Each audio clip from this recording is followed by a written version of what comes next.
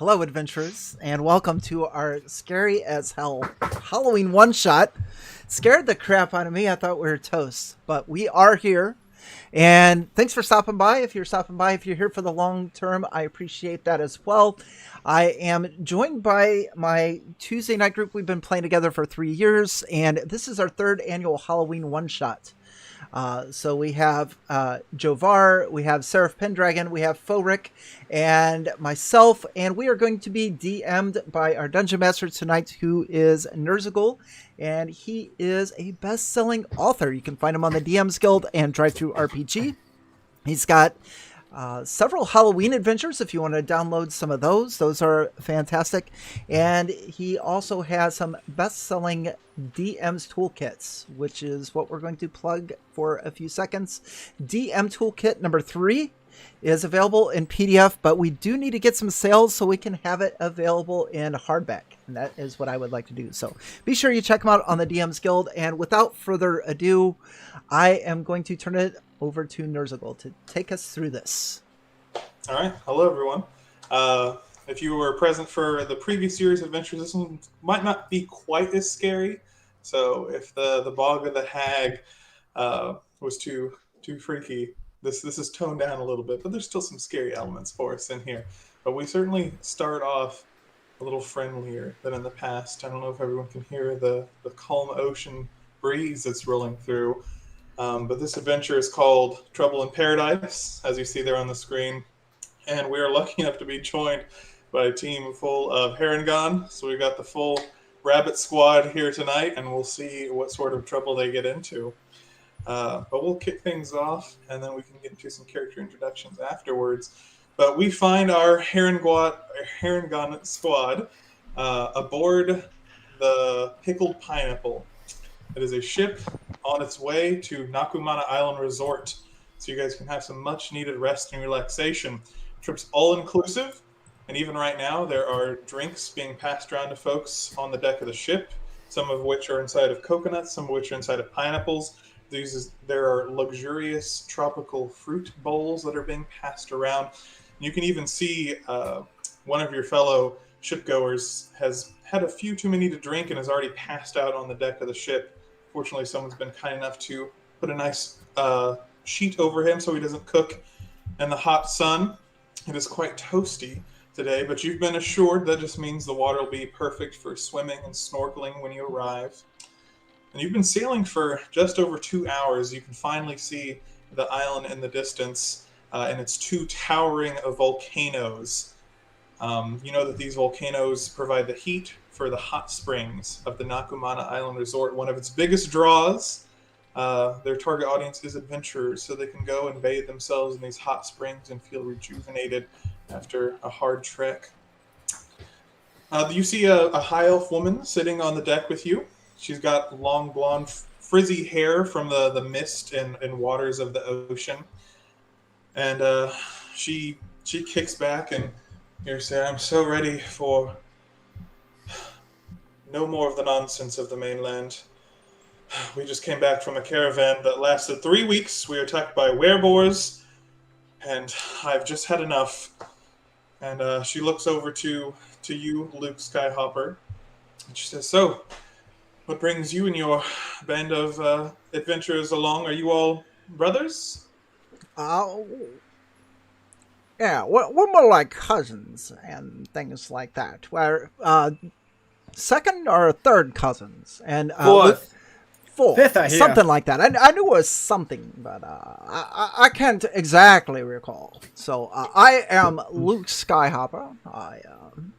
I am a follower of Salune. Very nice to meet you.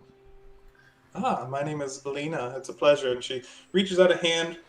You can tell she's got some calluses on the hand as you grab it. You can see a pair of twin daggers that are like strapped to the satchel at her feet that are quite well polished and shining. They look like they've seen some use, but she definitely seems like someone who can fight. And she says, "Please excuse Brick. He is quite excited for the vacation," as she gestures to the pile on the floor that is the half-orc that passed out on the deck of the ship. And she waves down one of the servers up on the boat and grabs another pineapple drink as she takes a sip. Are any of you indulging in drink? Oh, yes. My cousins might be, but not me personally. Here he is. He hasn't had a drink since he's been in wizard school. We're here for a good time, you know. It's top dollar for this resort. You should loosen up. I will also be drinking, and I'll use sleight of hand to spike Luke's drink. Make me a sleight of hand check. And I feel like Luke should at least have some like perception check. Yeah, you might notice depending on how much alcohol is being added to your beverage. Yeah, I think Luke would like to roll perception on that if you don't mind. So yeah, so absolutely. Let me. So he managed to pull off the sneaking the drink in there. Maybe you catch it out of the side of your eye, roll your eyes, and you take just even a smell of it. Yeah, and you immediately know this has been spiked. That's you again, isn't it, Peter? You're always trying to spike my drink. I'm not sure. Well, it's what you need. You need to have. I'm perfectly fine with the way I am. To drink. Nah.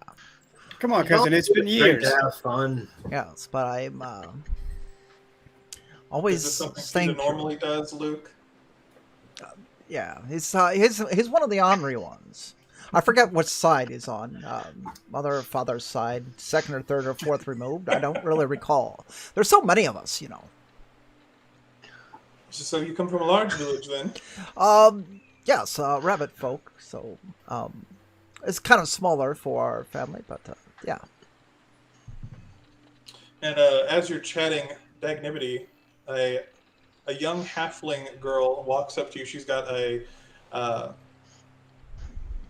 mouse that's sitting in her palms as she looks up to you and extends him in your direction. She says, "Hi, my name's Nelly, and this is Peanut." I kind of lean in and look at it. You said it's a what? It's a mouse. A mouse. A large mouse. Large mouse. I say, very nice, and I will pet her mouse, Peanut. I am Dagnabity. What? Do you have any pets? No, not. No pets. And you see a very sad look on her face. Any of your cousins? She looks around. Any of y'all got pets? Not particularly. I don't really have the time to look over additional life forms. I have too many cousins to look after. Too many additional. She says, "It's okay, Peanut. I thought you might make new friends. Maybe you'll meet someone on the island." What does Peanut do? He's my friend. That's And she like sets him on her shoulder, and he perks up and is just sniffing the air. That can't be sanitary. He doesn't need to do anything. He makes me happy. I guess that all that counts. Was there a reason that you engaged in conversation with us? I'm just curious. Oh, I just figured since we're all going to be here together, we might as well make friends. Right. I heard that there's lots of activities down at the resort, and we'll probably play together. That could be a possibility, I guess. And he's just going to look at his cousins like, "You're not going to be stick in the mud, are you?" And she kind of like hands on the hips. Oh, Luke, a stick in the mud? Of course. I don't know what you... He's like that type, but we're going to have to get him out there. I told you before, I'm not a square, so don't be calling me, don't be like that. Says, "I can trust you, right?" She looks up to you again, Dagnibity. She's like, "We'll get him." Absolutely. You can trust me very, very much. All right. Yeah, and then the other person on the ship you see is a human man in like his early 30s, and despite the fact, so everyone on the ship for the most part is wearing like beach garb. You're wearing things that are nice and loose and easy in the sun. This guy is wearing like pristine garb, and he looks like he's just come out of the salon, like a perfectly trimmed beard and hair slicked back. He's just like immaculate. And he approaches you, Luke. He says, "So, Salune, I'm Timora myself. Fantastic. He says, good fortune always finds its way to those who try to make it for themselves, am I right? You could be right. I am not certain. I don't have any research to back that up, but sure. Let's just say that you're right. I'm okay with that. What is it you do for a living, Luke, if you don't mind me asking? Well, I serve Salune. That's a full-time job. A full-time job? Oh, I'm a cleric myself, but being a cleric of Timora's fall from my full-time job, I am a collector of many fine things. I Do you have see. any fine things that you might be interested in parting with? Interesting. As you see him, produce some coins and jingle them in his hand. I can't Peter's there. I don't believe I have anything for sale right now, but do I look like a store? I'm sorry if I gave you that impression. You just seem like someone who might have some of the finer things in life. I know. Happy Easter. Well, regardless, I'm sure we'll get to know more of each other. Name's Yorlin, by the way. As he extends a hand out to you. What was his name? Yorlin. Yorlin. Yes. Nice to meet you there, Yorlin. I don't seem to have a piece of paper to write your name down, so if I forget it later... Quite all right. Hopefully you can just commit it to memory then. Yes, absolutely, because I have nothing better... but yes, Yorlin, these are my cousins back here. Perhaps you want to introduce yourself to them. I'm sure they'd like to conversate with you.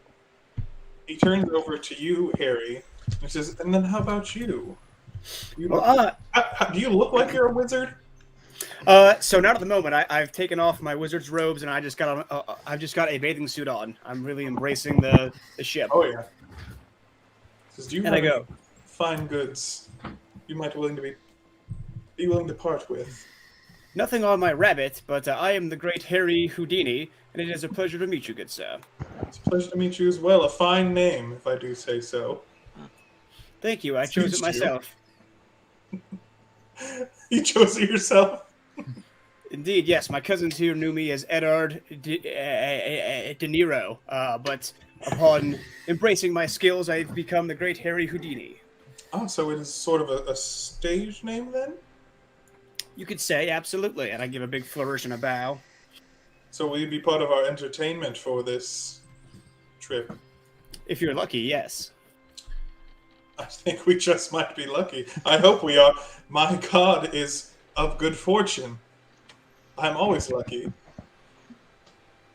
And he gives a smile and says, I look forward to conversing with you more. And it's about this time that you guys are arriving at the dock. You kind of anchor alongside, and as you step off of the pickled pineapple, gathering your things, you walk on this finely crafted dock. You know the Nakumana Island Resort. It's only a few years old, actually. It's rather new, and it's kind of one of those exciting places that still not even everyone has heard about. You see another dock a little ways further up, the beaching area set up. You can see tables set out with glasses atop it and some fishing rods set up along the wooden posts. You can see torches kind of lined up all along the beach, unlit right now, and different umbrellas stabbed into the sand throughout, as well as chairs that fold back and allow you to recline out in the heat of the sun.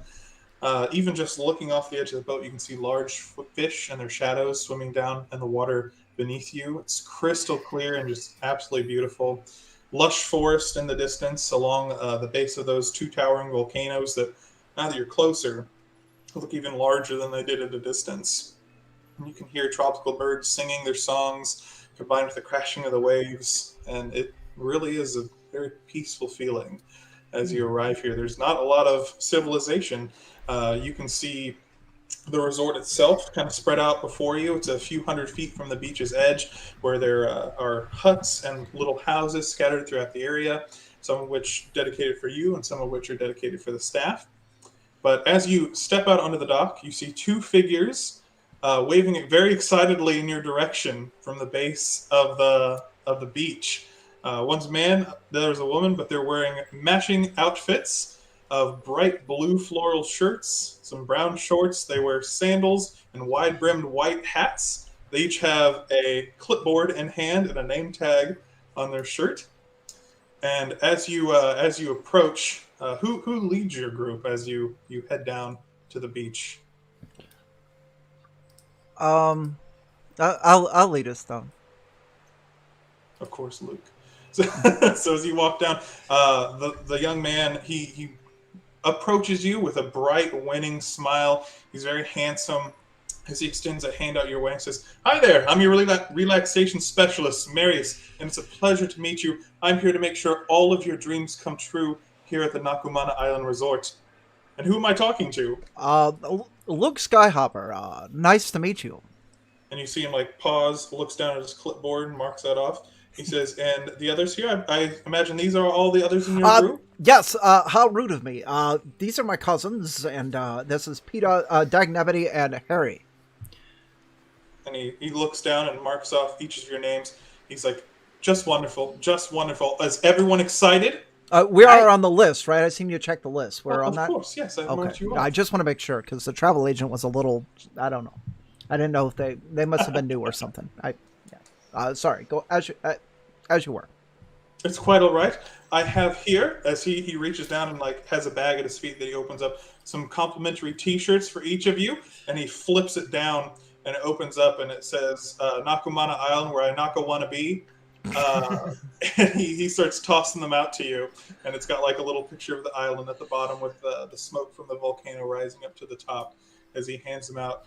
He says, "I hope you're excited for a good time, because boy, do we have a packed schedule ready for you and your friends. You're not going to believe it." He says, "Of course, drinks all complimentary the full time that you're here. Food, wonderful, the best made by our chefs here on staff, using all the local homegrown vegetation and freshly hunted wildlife, some from the sea fished and some hunted out in the jungles.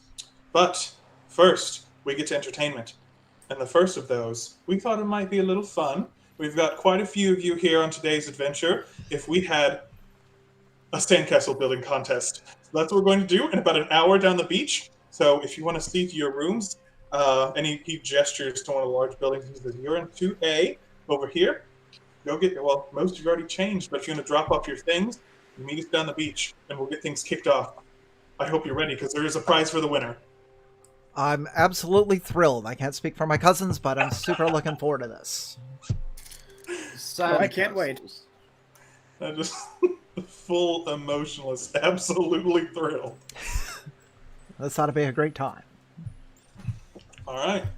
So you guys can you can make your way up to the resort house. It's this nice open, think of your typical resort stay. Just it sprawls throughout the area. There's big open living spaces, a kitchen in here, a couple different side rooms. There's hammocks out front and some chairs, some sand that's streamed inside the place as you walk in. But it's really comfortable looking. There's candles scattered all throughout the area. A few are burning, and you can smell vanilla in the air. There's even there you can see beds set up for massages that are tables. There you go. Currently not being used, but that's a service that's available while you're on your island stay at Nakumana. Pretty fancy digs. Oh, yeah. Interesting. Hopefully I'll finally be able to get a little bit of rest. Bit different to the hole I'm used to living in. Oh. Bit different than the hole, said. Well, maybe if you tried a little harder in life there, Peter, you'd be able to move up a little bit. See, maybe, and then just kind of look around again. Well, then I'm going to put my things away and get in that bathing suit they talked about, and let's get this thing on the road, huh? Dag's gonna climb a top bunk. Nice. And put his things up there, store them away. All right. Get ready. Yep. Yeah, so you guys drop off your stuff, get changed in your beach wear. There are drinks sitting out on the counter already, as well as all of the things that you need to mix your own concoctions if you'd like. You saw on your way in that there was a bar with another employee standing at the ready to mix anything that you need. you guys want to do anything else before you make your way down a little further down the beach to the Sandcastle contest? No, but I Luke Skyhopper will probably come out one of those like 1920s bathing suits or whatever, the one piece thing that it's got like, the straps here and then, all the way down and hugs the thighs. Are you still wearing like the symbol of your god? Oh yeah, yeah. The holy symbol of Selune just right on the chest. And yeah, he's not taking that T-shirt they gave him. It was a size too small. So. Oh. They can swap it out if you need to. But maybe later. Harry's grabbing 2 drinks, one in each hand. He's got his bathing suit on, just your casual, cool board shorts, and he's got his component pouch across his stomach like a fanny pack. Yeah. I meant just like a coconut and a pineapple, like. That's exactly right. Toast yourself together. And as you're heading down that way, the little halfling runs up to you, Harry, and she like looks up. So are you going to compete in Sandcastle contest? And she's got like her own drink that she's cradling in her hands. Oh, not only that, my dear, I will build the greatest sandcastle that this beach has ever seen. I assure you. Oh, I don't know if we'll be able to do that. Lena's pretty good. She comes from a family of artists, so she's pretty creative. And I have some skills of my own. I think I have to think of what I'm going to do, but I'm very excited. Is your friend Luke going to actually compete, or we're going to have to go in together? I'd be surprised to see him actually compete, but we shall see. We should work together to make him compete if he doesn't. I'm in with you on this. Absolutely. Okay. Deal. She like reaches up. She's like, I'm Nelly, by the way. I look at my drinks. I go, Harry, and I put my elbow out. Yeah, she does the same. And then she goes like running down the beach to find her friends. And you can see already down there the half-orc who is passed out on the ship for most of the ride. He has got a large mountain of sand already piled up, and he's using a set of hand axes, and he's just carving into the structure as he's just kind of working on it. You see him like pause, take note, and then get back to carving into it. And then as soon as Nelly gets back, she runs and like jumps in a hole, and you see Lena burying her in sand on the beach, like up to her neck.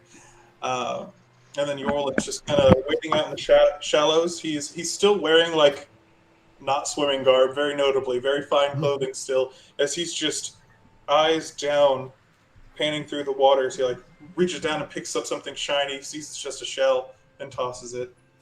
But as you approach, Marius, your relaxation specialist, cups his hands and yells far too loud for how close you guys are. The Sandcastle contest is going to be starting in just a few moments. Please let me know if you're going to compete.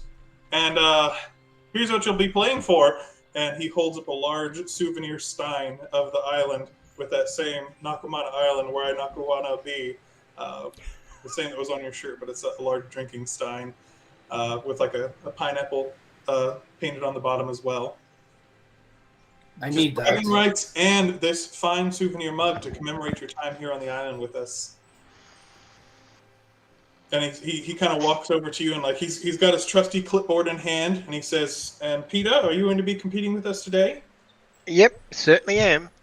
And all Peter is wearing is an oversized shirt because he's obviously gotten the one that was meant for Luke Skyhopper, and that's all he's wearing. Oh, okay. It only barely covers past his waist. He's got a full tail wagon. So if he bends done over, knocking everyone's going to get a full view. He's living his vacation life.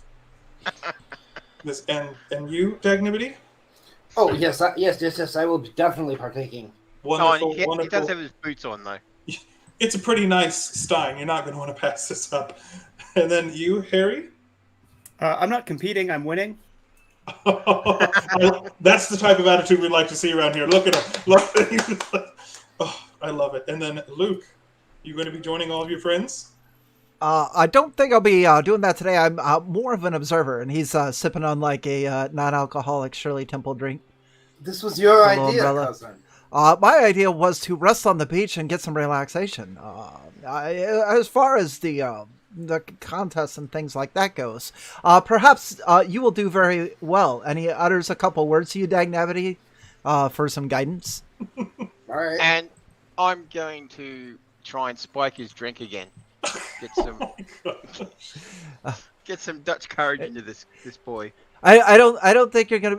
Every time you're around now, Luke has got like his hands over his drink, and You gotta put a coaster over your drink. and he's like sipping through the straw. The straw's like through his fingers, so he's like got it like this and sipping through.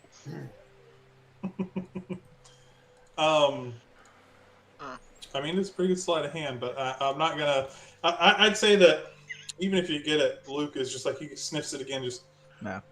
Has to Yeah, get well, a new I one. can use something like vodka, which you can't smell apparently.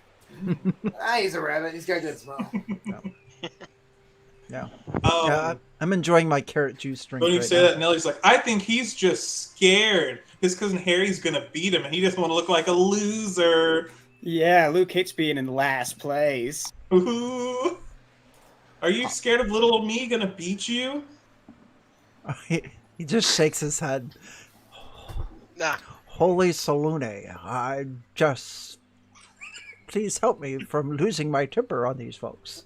And he sits down in the nearest chair and just puts the brim of his hat down and Jordan like turns and says, "Does anyone want to make a wager over who's going to win?"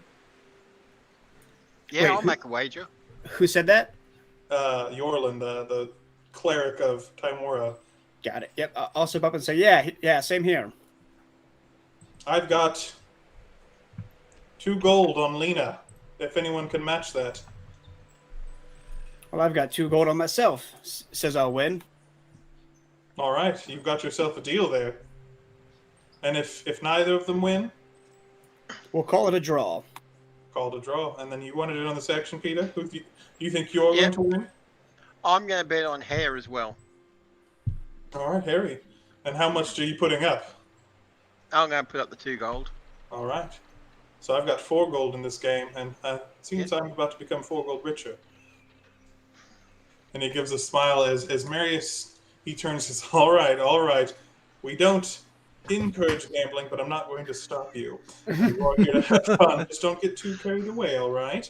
And so Luke, still not participating? As he like kind of raises eyebrows to you? You're going to miss out on all of the fun. he pulls his hat down a little bit further and All sips right, out of let's his drink. get back to- He says, so you're going to have 30 minutes to create the most beautiful sculpture you can out of sand. And now we call it the Sandcastle competition, but really it's anything you wish to make out of sand. So it could be an octopus or a weapon or self-portrait, whichever you want to make.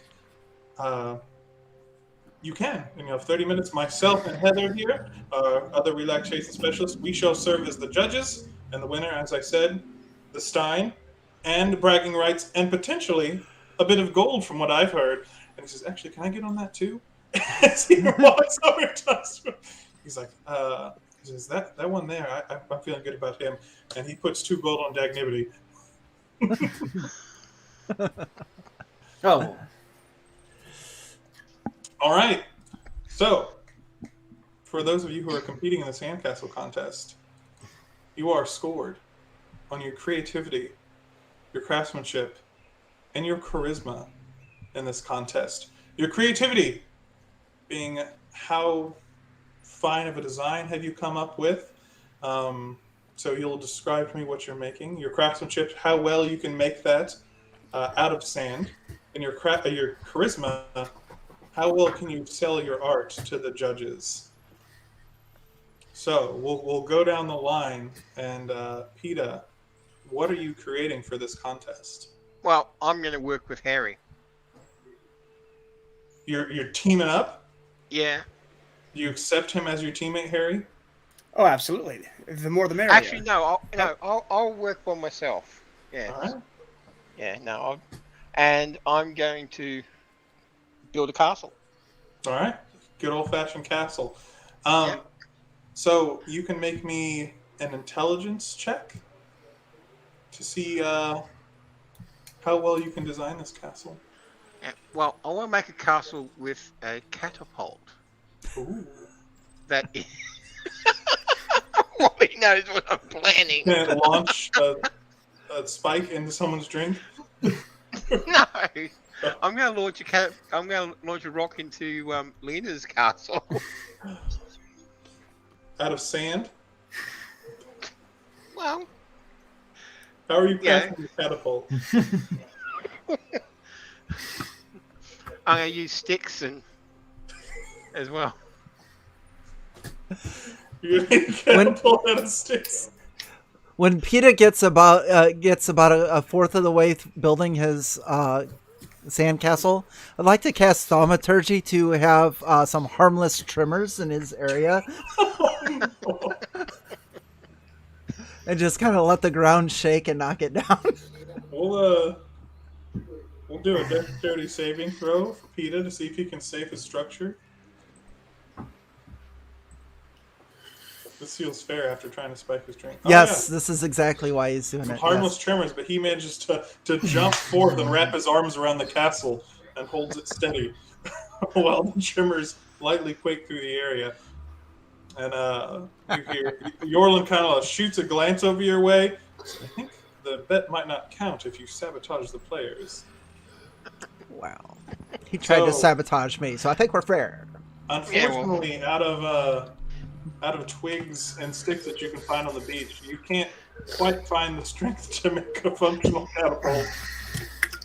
Well, it was worth a try. And then you can give me a kind of tell me how do you craft this sandcastle? Do you have any particular strengths or tool proficiencies?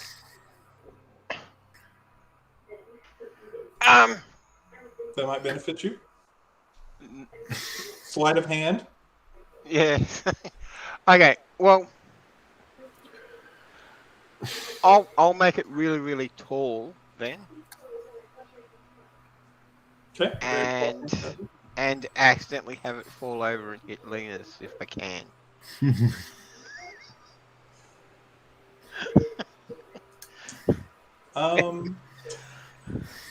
Give me a sleight of hand check.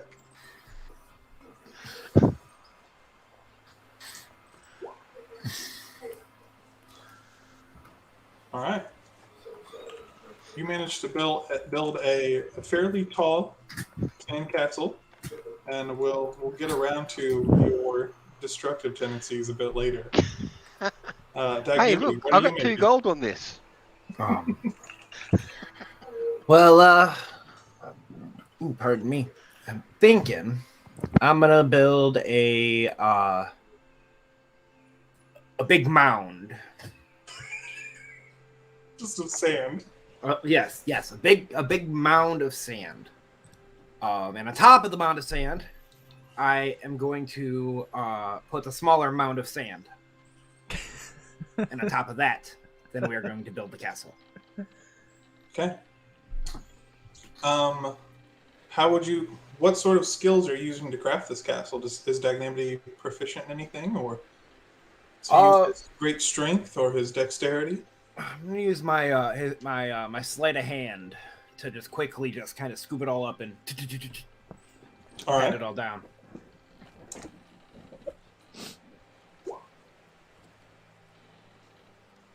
Very nice. And since this is a bit more technical, can you give me an intelligence check to see the quality of your design itself in your mind? 12? All right. That's just better than mine. It's pretty close, though. And then that brings us to Harry. What are you constructing? So Harry is building a full replica of the Wizard's Tower in which he's spent the past few years training. It'll be a singular tower, and at different angles there will be kind of cut out so you can look inside of it, kind of like a toy castle. You can see inside of it, so there will be openings around different angles as you go up the tower, so you can kind of see what's in it. There'll be, intricate little rooms and things like that, made with sticks and everything else. And I'll be using Mage Hand to help me gather, nearby sticks and to help me smooth out the exterior surfaces and things like that. Move smaller pieces inside without using my own hand to go inside and do it. So it's beautiful. I love it. We're going to do an intelligence sleight of hand check for your construction to see how well you put it together because you're using Mage Hand. Perfect. So sleight of hand check, but use your intelligence bonus. Perfect. That is a 15 total. Okay. And then we're going to do an intelligence, I guess history check is what we'll say, unless you have a better idea. But do it with advantage for me for your creativity. I could see the castle. So that's another 15. All right. Wonderful, wonderful. Okay, so you're assembling all your structures, and you see as you're kind of coming up to the end of your time, Marius is giving you time countdowns of 10 minutes, 5 minutes, and as we get down to just a few minutes left, PETA, standing proud next to his castle, are you like feigning a trip on the beach? Like what are you doing to try to knock down her creation? I'll just be tapping my foot. Seem like I'm impatient, but basically cause a little tremor in mine so that it'll topple over and crash into hers. Thumper. Okay. She's going to make her best effort to jump in front of her castle and protect it. And as you knock it down, and she kind of sees it happening, and she looks over, and she like dives and throws her body in front of the sandcastle, like pours against her back and down the ground. And actually, hers isn't a sandcastle; it's a mermaid that's coiled up and like laying out on the beach. It's actually a really beautiful design. You saw her carving it with her daggers, and she's breathing heavily. Oh, I'm so sorry. That was almost a disaster. Oh my goodness. This wasn't structurally secure. I suppose not. Careful. And she's very concerned. She's like, it's okay. It's okay. She's like going and patting her creation, trying to... All right. Well, I'll go over and I'll give her a hug.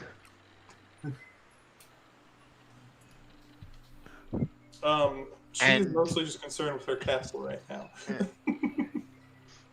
Alright. Because there's only a minute left and she's putting her finishing touches. You see Nellie not too far off. She's attempted to make a self-portrait. Does not appear to have gone well. You can kind of tell it's her, but it is not too high in quality. And then Brick, he also has a just traditional sandcastle, and he's dug his out with your typical moat around the sandcastle that he's filled with some of the water from the ocean. So the final part of this is the judging, and our two relaxation specialists look around. We have so many wonderful creations. I'm excited to find out who the winner is. It's hard to say, but there is one step left before we do so, and that's for you to tell us about your creations. And it looks like, PETA, we may have had a little bit of a disaster here. Is that true? My creation is the fallen tower of Camargon. Of Hamargon? Camargon, yes. Can you tell me about this fallen tower? Were you trying to reenact history here? It only recently fell, so very few people know about it. But this is the fallen tower of Camargon. Give me a deception check.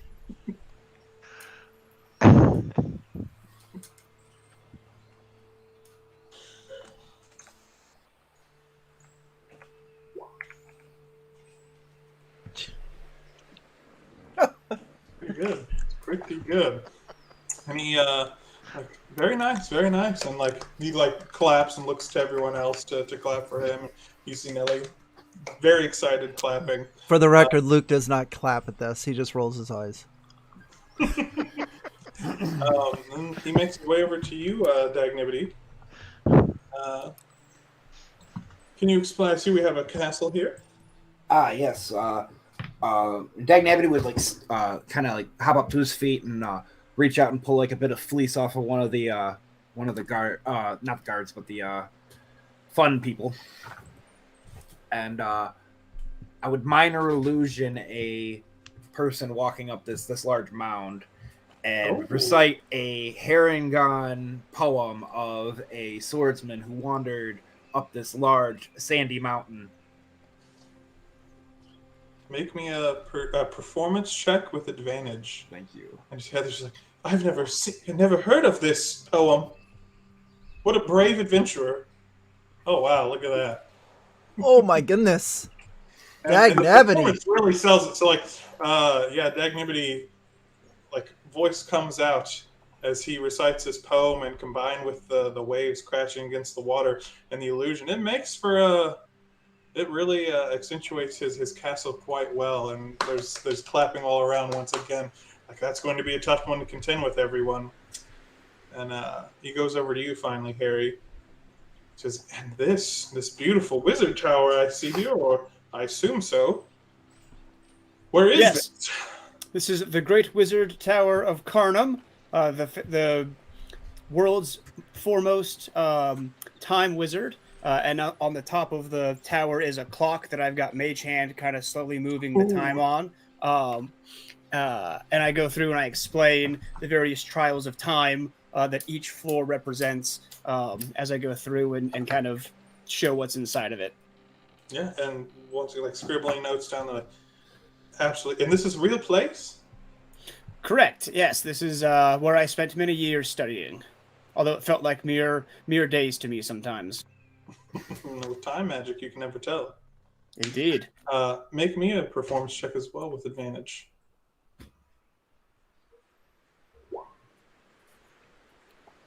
That would be performance. That would be a 20. Ooh, so good. Yeah. Crushed it, though. They seem very impressed with you. So they walk around. Nellie describes how she's created a beautiful self-portrait of herself. And she is very pleased with how it's turned out, and she sees beauty in everyone. Brick describes in careful detail about how the moat is there to protect the castle.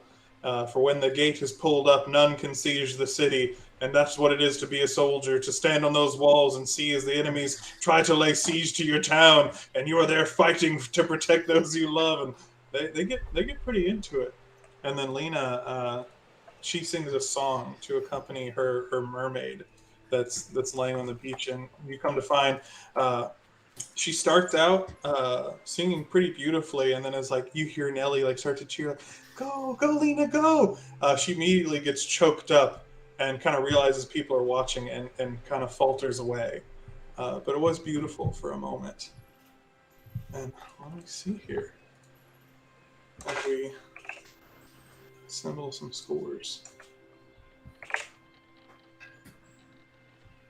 And so they're like, we're going to need a moment to review our findings, and we'll have a winner for you in just a moment as they go off to the side. And you see them with their clipboards comparing notes. And and Yorlin walks up to you, Dagnibity, and he says, I feel like I made a fine choice. Or Marius does. I guess it's kind of conflict of interest for him to bet on things. I think I may have made a mistake in my choice, not betting on you. I thought your friend there seemed like a solid winner, but it is quite a beautiful structure. It is. And so, are you a spellcaster as well, then? You could say that. I picked up a thing or two in college. Very fine. And then he walks over to you, Harry, and he says, so you actually went to school here? The tower? I did, absolutely. I graduated top of my class. I did. That is an impressive feat. Because I've heard of the tower, and it is no mere thing to even gain acceptance, let alone graduate, and let alone at the top of your class. Indeed. Many years of hard work. And he nods in a bit of admiration as he steps away. And then the judges turn around and they say, it took some deliberation, but we've decided, after reviewing everyone's pieces, that Dagnibity is our winner for today. And Marius holds up the sign. He says, come get your stein, and congratulations, as they extend it out to you, and everyone's clapping. Do like a backflip over the crowd. Just still sitting on the beach. Contemplative. But they present it to you, Dagnabity, and they're like, and remember, that does come with bragging rights. Make sure to use that to your advantage. You got it. Well, that was just a ton of fun. I'm glad we were able to do that. A bunch of impressive creations all around. You all did wonderful. Unfortunately, we can only have that one winner, though. And I think he looks down at his clipboard. He says, I think what we have next, I think you're all going to like this. Is everyone fit for swimming? As he looks around. If not, you may want to go get changed because our next adventure requires us to get a bit wet. And he and his fellow relaxation specialists go walking off back to the resort, and they say, you feel free to wait here, relax, feel glory in your victory, and we'll be right back. And they disappear for a bit. And afterwards, Nellie, she looks over to you, Luke. I knew you were afraid of losing to me. Well, apparently you didn't win either, so... Well, I could have still beat you. That's not saying much. Not very artistic, if you want to put it that way. Do you hate fun, too? Yes, he does. All right. Indeed. Mm-hmm. Mind your P's and Q's there, Dagnabity. Now, what is your point there, Nellie? Just out of curiosity. Her? Yeah. I don't know. I like people to have fun. You look like you're being boring. I got at least a good 10-minute nap in. I feel pretty accomplished there. I guess it is pretty, huh? And she sits down on the beach and looks out over the water. Yeah, definitely. I'm on my second thing of this carrot non-alcoholic rum juicy thing, which is absolutely fantastic, and I'm having a great time. Good. Just on a cleanse. And the half-orc, you haven't heard much from him, but he kind of steps up. These judges know nothing of structural integrity. My castle was beautiful, an impenetrable fortress. Yours was quite nice. A castle on a hill is a good vantage point. It was on 2 hills. Thank you. Oh, yes. A fine defensive arrangement. You have great skill, and I admire it. Thank you. I'm Brick, by the way. Dagnabity Von Bow, at your service. It's a pleasure. I was told that there was a magician here. I love magic shows. Indeed, and not just a magician, but the finest on the island. I mean, second finest. I hold up my tankard. Well, for sandcastles, but from a magician, we have yet to see. Though your illusion was quite impressive. I can't do that. I think that's what pushed you over the edge. Which we'll see if it's fair. And one of the judges bet on you, so I might have to call into question the legitimacy of this entire tournament. I just built a castle. But no, you want the best magician, Harry's your guy. So what can you do? The better question is, what can't I do? And I Ooh. use my... Wait, this is Brick, is it? Yeah, the half-orc. I'm going to use my mage hand to try and pluck something from his pocket or something to that effect. All right, without him noticing? Yeah. All right, yeah, make me a sleight of hand. You're going to make a perception check. I was trying to roll inside of our whereby. That is a 19. All right, yeah, you absolutely managed to sneak past his... He's focusing on you, waiting for something to happen as you're starting to move your hands. And you managed to steal a polished stone or a polished dice out of his pocket. And I'll have the dice set then come out from behind his ears, and then I'll have them kind of float down into his hand right there. Oh, where did you get this? I have one just like it. I've had it since we arrived on the boat together. I don't think you have yours anymore, though, my friend. Well, you do now. And he like reaches into his pocket and he pulls out another dice. Reunited. A wonderful trick, though. Are you sure this is this not just pickpocketing with a fancy name? I believe you saw my hands the entire time, so you tell me. Oh, that's true. The dice did come down from the heavens. Well, I'm impressed. And it's about this time, Marius and Heather, the other relaxation specialist, are coming down the beach. They're now both in swim attire, and they're carrying a large chest between them. And you can tell that it's pretty hefty. They're straining a little bit as they walk, leaving deep footprints in the beach. And they set it down right on the water's edge, a little ways up the beach, and wave over to you as Mary says, "Come over here, resort goers. It's time for some snorkeling." And he pops open the chest, and as you approach, you see that there are rubber masks and tubes inside. And he grabs one out, and he places one of these over his head and fixes it. He's like, "If you haven't dealt with any of these before, they're one of pretty new creation for Nakumana Island. We're quite proud of them. But you fit them over your head like this. Make sure your straps are pulled tight, and then you can breathe through this device as you go and observe some of the local fish." Heather will get you set up with your gear. I'm going to go out and scout and see if I can find an area that has plentiful fish. Sometimes we can see octopus or large full of fish. If we can see a grouper, those things are quite massive in size. Very impressive. Always fun to see. But you can join me out there in just a moment. And he goes and runs and dives off into the water. And you see him swimming out a little ways into the distance. As Heather reaches in and she starts holding him out, she's like, "Who wants to participate? Any goers?" It's quite exciting. Harry grabs one as fast as he can and says, "I simply must see this new device," and starts to place it on his head and test out how it works. Yeah, and she's like, she helps you like adjust the straps and get it all fixed on. She's like, "You should feel a bit of pressure here, but that just makes sure the water can't get into your eyes. It is quite salty." So, anyone else? I spent way too long on my hair. It's what? Yeah, I spent way too long on my hair. Oh, and New Orleans like, "Me as well. I understand. I don't think I'm willing to go that far in the water today." And she turns. Peter will take one bird on and jump in. All right, yeah, Peter, you grab one. Won't even wait for her to sort him out. She's in you, Luke. Looks up, takes a drink out of his glass. I suppose it sounds kind of interesting. Maybe I'll take a gander at it. It sounds intriguing, and I don't really see what goes on under the water very often. But yeah, sure, I'll give it a try.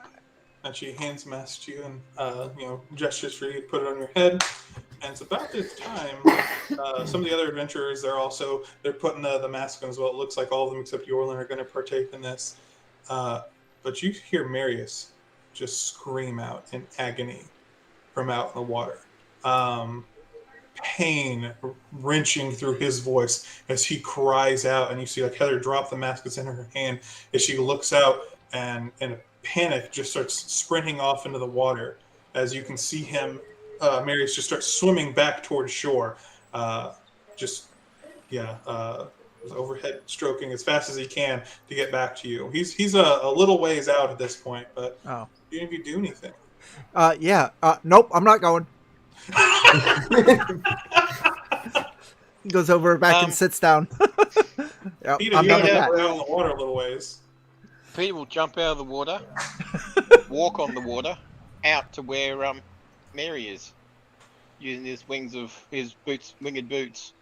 Yeah. So as some of the others are swimming out there, Heather's approaching Mary. He's kind of like waving for people to get back as he's still just swimming as fast as he can. You soar up overhead, Peter, and you look down on the water, and you can see just a whole section of the ocean is just this like violet color, vibrant, and it's quite beautiful. Make me a nature check, we'll say.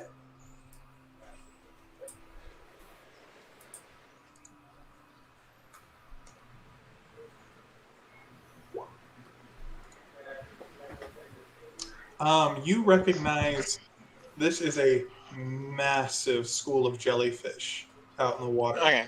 Just huge as it's spreading through the area, and Marius is like swimming out of them as he makes his way back towards shore. Well, I'm going to try and grab Mary and... Yeah. Can you... I guess, can the boots or the winged boots hold another person? It says that I've got a flying speed the same as my walking speed. So if I can carry Mary, I could fly with him, I would say. Yeah. I think how strong are you? I think winged boots are just one person. You can't carry anybody. Let's see. Well, how strong is Peter? Oh, yes. Definitely try it. well, I can always try it. And if I can't do that, I can just hold his hand and run and drag him through the water. There you go. Yeah, give me that strength check. You want me to do an athletics check? Yeah, athletics will work. Yeah, sure. We'll do athletics. How strong is Peter? So you reach down and he holds up his hands as you get down. And just stop. And I imagine you just like trying to fly forward, holding his arm, and you're just like dragging his belly across the top of the water. As you're just like pulling him along. He's technically going a little bit faster, but his stomach is kind of slapping against the water. He wriggles free of your grasp as you get him about 30 feet further away, and he can stand up in the water, and you all can see him as he's walking over your direction. He's just shaky. He's got his arms out to his side, and he is just covered in red welts and lashes, just head to toe. It looks like he's been struck by hundreds of these jellyfish. I know how to fix this. It's an Aussie tradition. He's like, I'm already wearing my shirt at the appropriate height. Poor fella. I'm going to make sure I hydrate myself as well, so I can provide more. Oh my God. Everybody just bailed out of chat. Did they really? Well, they probably will in 5 seconds. You hear him, he's like gritting his teeth. He's like, I got out there, dove down, and there's a pack of jellyfish like nothing I've ever seen. I swear they just appeared out of nowhere. I don't think the water's going to be safe for snorkeling today. I think my tongue is starting to swell. It's like, I need to get to the infirmary. And I'm going to pass out if I don't get back there. And he's like coming up out of the water and starting to make his way down the beach. And like Heather runs like, okay, oh my God. I'll be okay. Take care of the guests. The relaxation must go on. He's just making his way down the beach. And you can just see the red marks all across his back as he's, with each step he takes, you can like feel the pain. He's even got these welts on the bottom of his feet. There's sharp cries of pain every couple steps he takes. Yeah. Big nope for me. Yeah.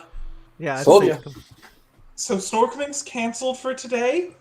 Hopefully the water will be beautiful. You're here for a 5-day stay, so I'm sure one of these days we'll be able to get out and show you the beautiful of the ocean, but sometimes there are jellyfish about, but that is by far the worst thing we've seen here.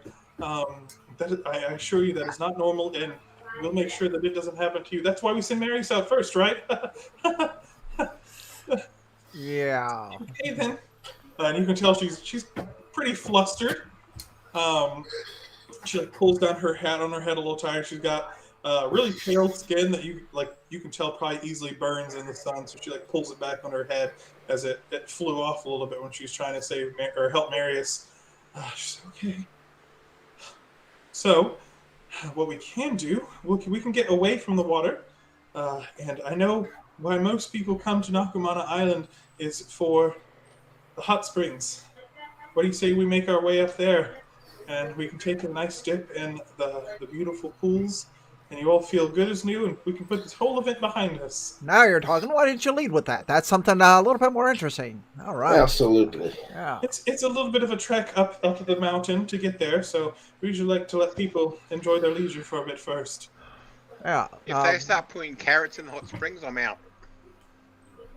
If they what? If they start putting carrots in the hot springs, I'm out. Oh my gosh. Rabbit my stew. core adventure. So just gonna cook the rabbit folk. Rabbit season.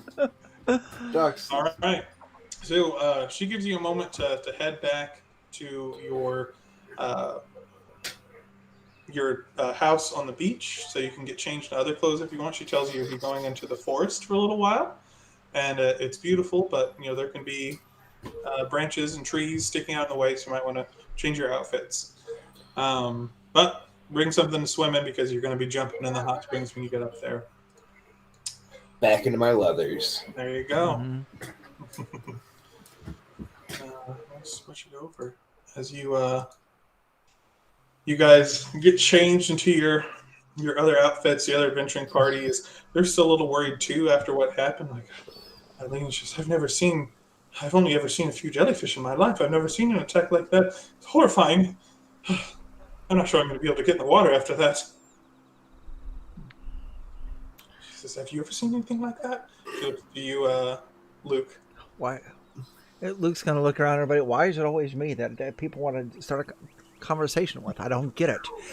No, I haven't, and I doubt if I ever will now. That was my one and only experience of going into the water, and I think I'm definitely done. There's no way. Well, I was told the person who referred me here says the hot springs are to die for. So now that's the kind of water I can. Now you're talking. Lead the way. Let's get there. Come on. And you guys make your way. It's about a 45-minute journey to get up to the hot springs. And all along the way, the path is decorated with this beautiful flora, colorful fauna. You see parrots up in the trees, iguanas that are scattered all throughout the path. Some of them are just lounging in the middle of the path, and Heather kind of just goes up and shoos them away. They run off without much effort. You see some collections of multicolored frogs, which she warns you not to touch because their skin can be poisonous, can be irritant to anyone who touches. There's large plants that go across the entire path that you kind of have to push out of your way as you walk forward. And they're about the size of a human body as they stretch across the way. But it's a pretty neat experience to see those giant leaves, and it feels like you're walking into this other world. But after that adventure, your legs are getting pretty sore. It's about 1.5 miles up the mountain, and it's all uphill as you're going. So the calves are burning a little bit by the time you get to the top. But you can see those luxurious Nakamana hot springs laid out before you. It's still pretty close to the base of the mountain.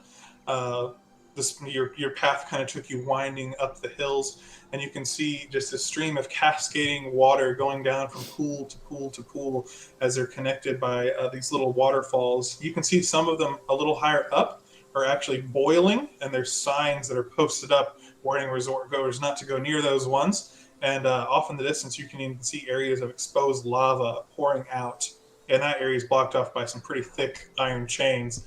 And Heather Trench says, obviously, avoid the marked off areas. If you want to go look at the lava, you can, but it is dangerous. So keep your distance. Please stay behind the chains. And we hope you enjoy. This is the best part of the whole trip, and I think I'm going to join you as well. Who in their right mind would want to go look at the lava? That doesn't make any sense. It is quite beautiful. If you get a little bit closer, the flowing molten rock is beauty of its own.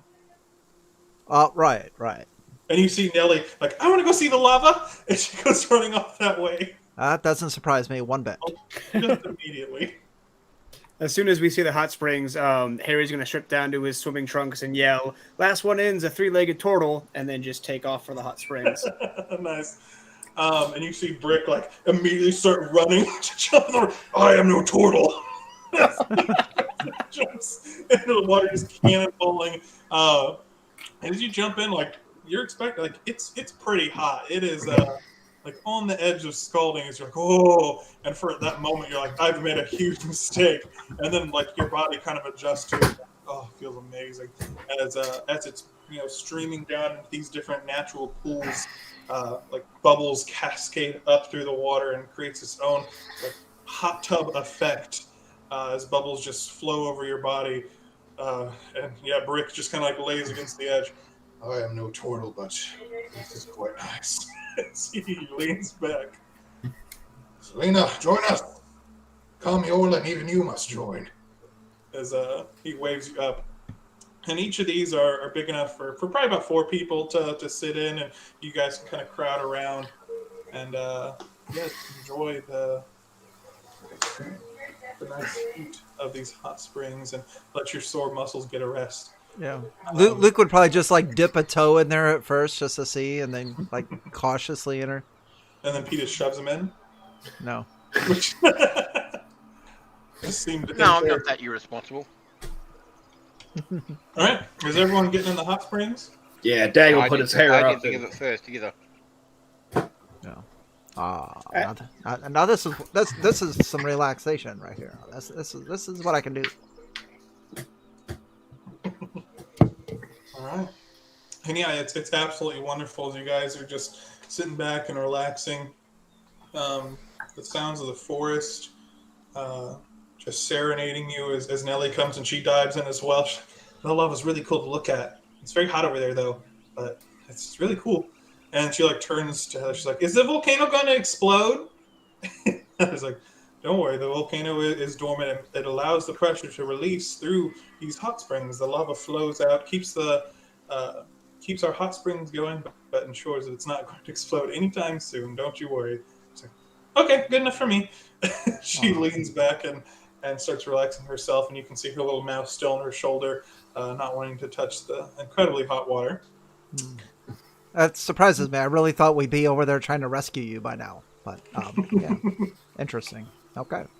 Not where I thought the story was going, but okay. I need Dagnibity and Harry. Make me Constitution saving throws, please. Oh boy.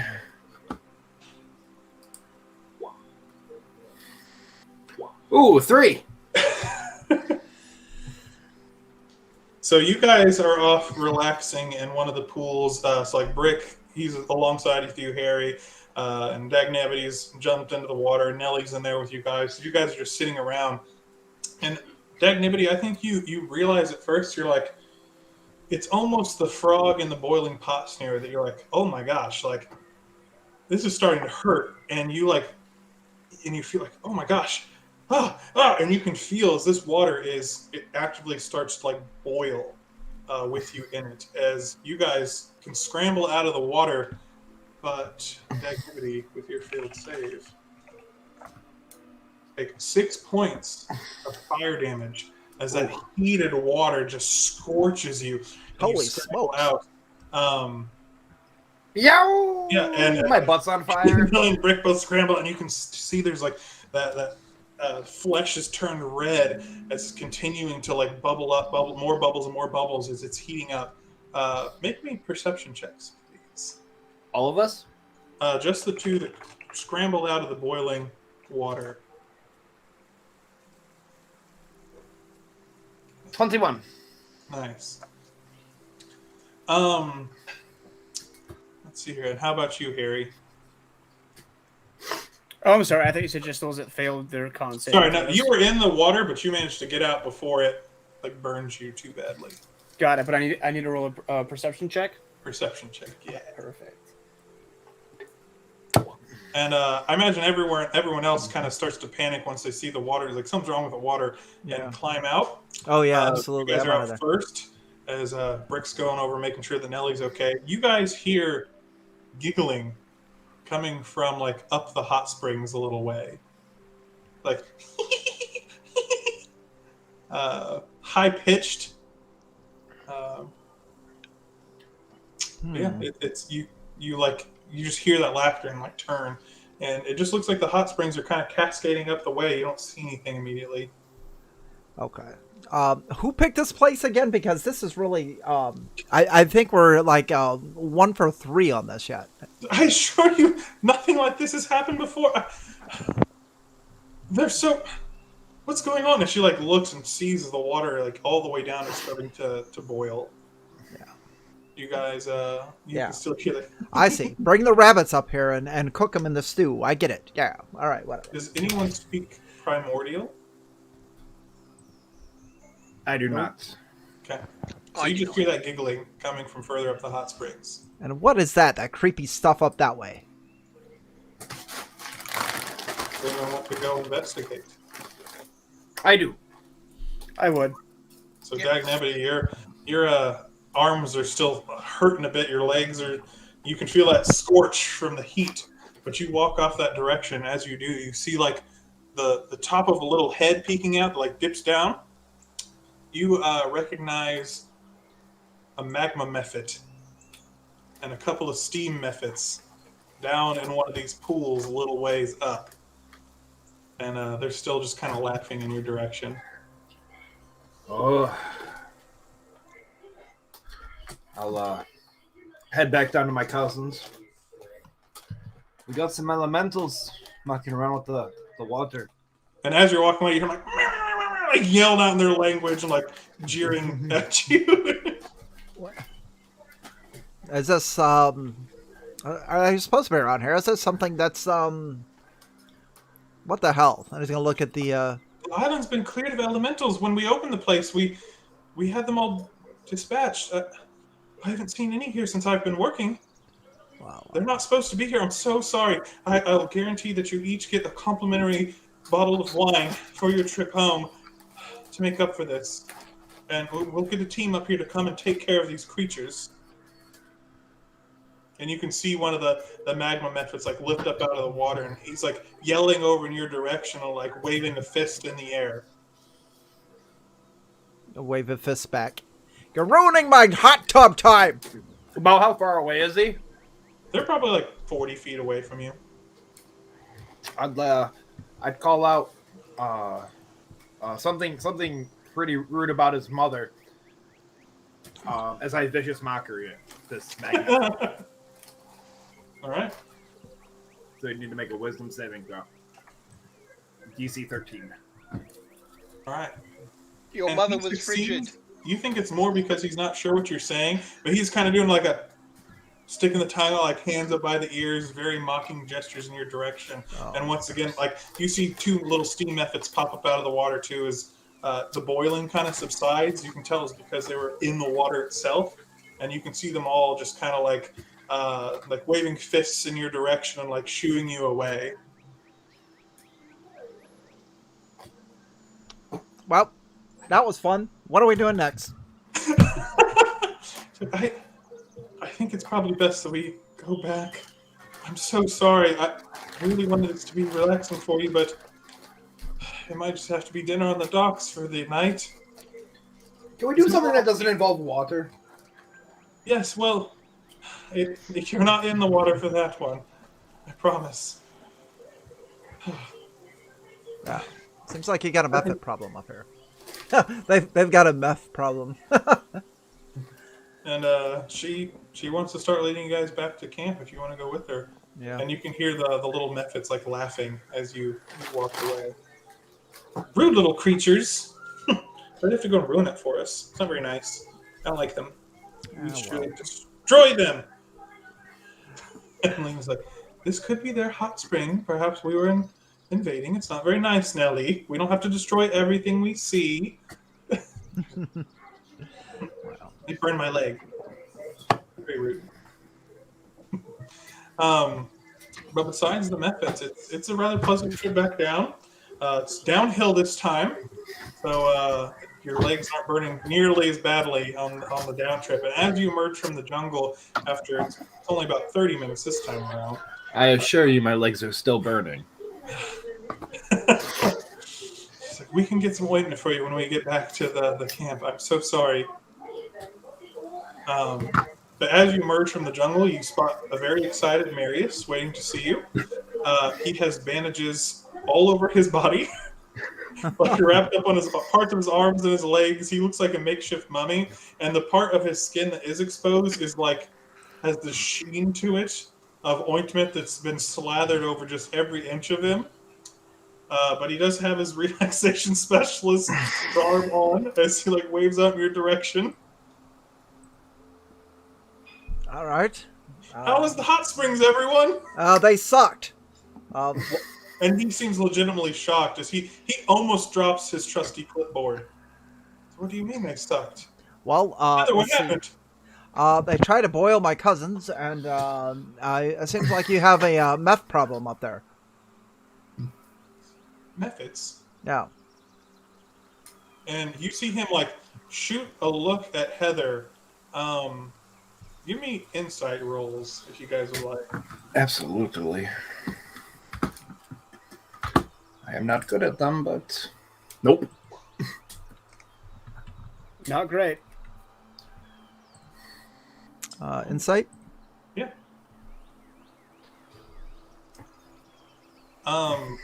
There's some knowing in that look, Luke. You kind of pick up on it that he knows something about this as he says it. Peter, you get that a little bit as well, even more so. That Marius knows something about this. As well. He immediately kind of, it's only for a moment that he breaks his character, essentially. And then he goes back to the smile. He says, well, there's no need in dwelling on the past. We can still have a great time. I'm feeling great. As he like puts a hand on his chest and then flinches away, as he's clearly caused himself a great deal of pain by doing it. He says, well, it's starting to get a bit later. We can settle in for dinner on the docks. I know that's one of our other luxurious events, and it's going to be wonderful. Like I said, the fresh caught fish from the ocean, vegetables farmed fresh here on the island, all cooked up for you by our award-winning chefs. So it is a more luxurious event. If you want to change into your evening garb, it would be appropriate. Oh, But it's up to you. You can also wear your swimming attire. yeah, evening, yeah, whatever. Right. I'll change into my like ornate wizard's robes and wear that to dinner. Nice. Dag's dressed up in his leathers again. All right. As is Peter. Okay. Yeah, the other party, they are all dressed up except for Orlin, still in the same garb, which is quite fancy in its own right. But Lena's wearing like a really nice red dress, and she's got like her hair up and done. Doesn't seem to be letting the day get to her. Rick is wearing his own like fighting leathers as well. And he's got his axes at his side. And, More comfortable this way. as you emerge, Mary's like, I assure you, I know I might not be as appealing on the eyes, but it looks worse than it feels. I assure you, these ointments will have me good as new in no time. But let's go get some wonderful dinner. The sun's getting ready to set, and it's not a view that you want to miss. Trust me. As he leads you down to the water's edge, that secondary dock that you saw as you got off the boat. Wow, that's it's hopefully this saves whatever you got left, because I'm totally unimpressed with this place at this point. A lot of weird stuff going around. I'm not too sure. Hopefully we can turn this into a 5-star review before you take off. I assure you we'll do everything we can to make sure that you not go want to come back. Can I offer anyone a drink? I'll take 2, please. Thank you. All right. And as you sit down, there's already candles out on the table. The sun's starting to set over the ocean.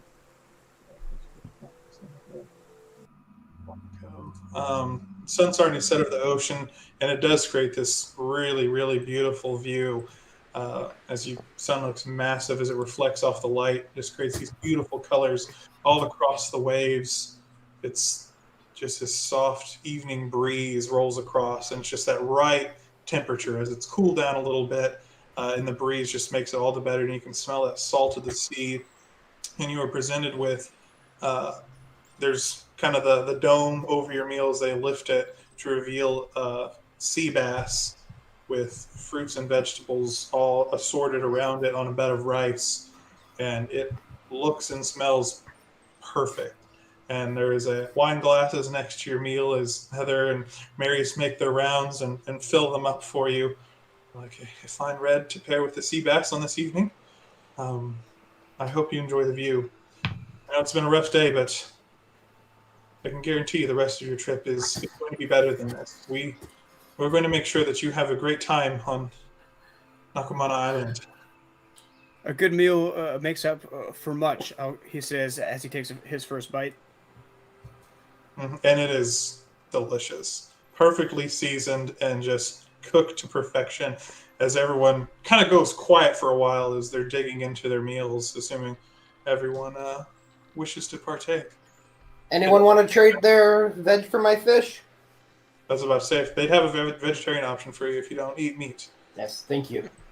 And they would have gotten the information prepared for you, Dagnivity. You'd have this wonderful bed of vegetables from their gardens arranged.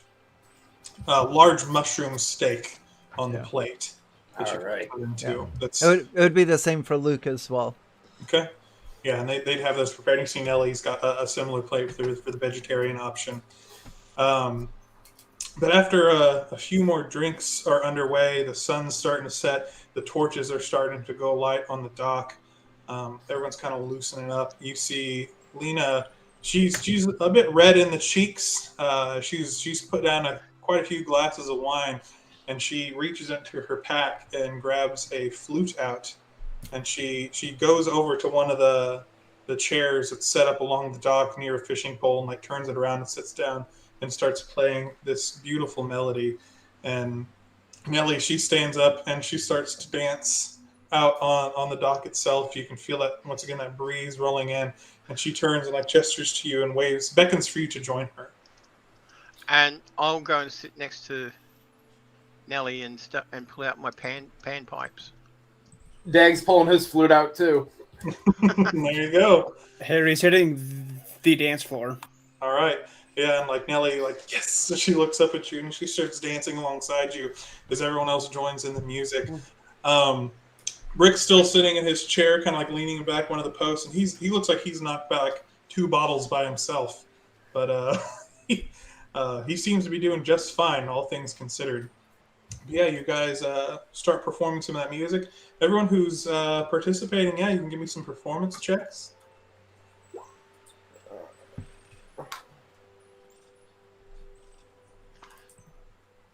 Oh, I got a 9. You got a little bit to drink. Dagnivity, though, killing it. Just killing it. He actually gets better after he's had a few drinks in him.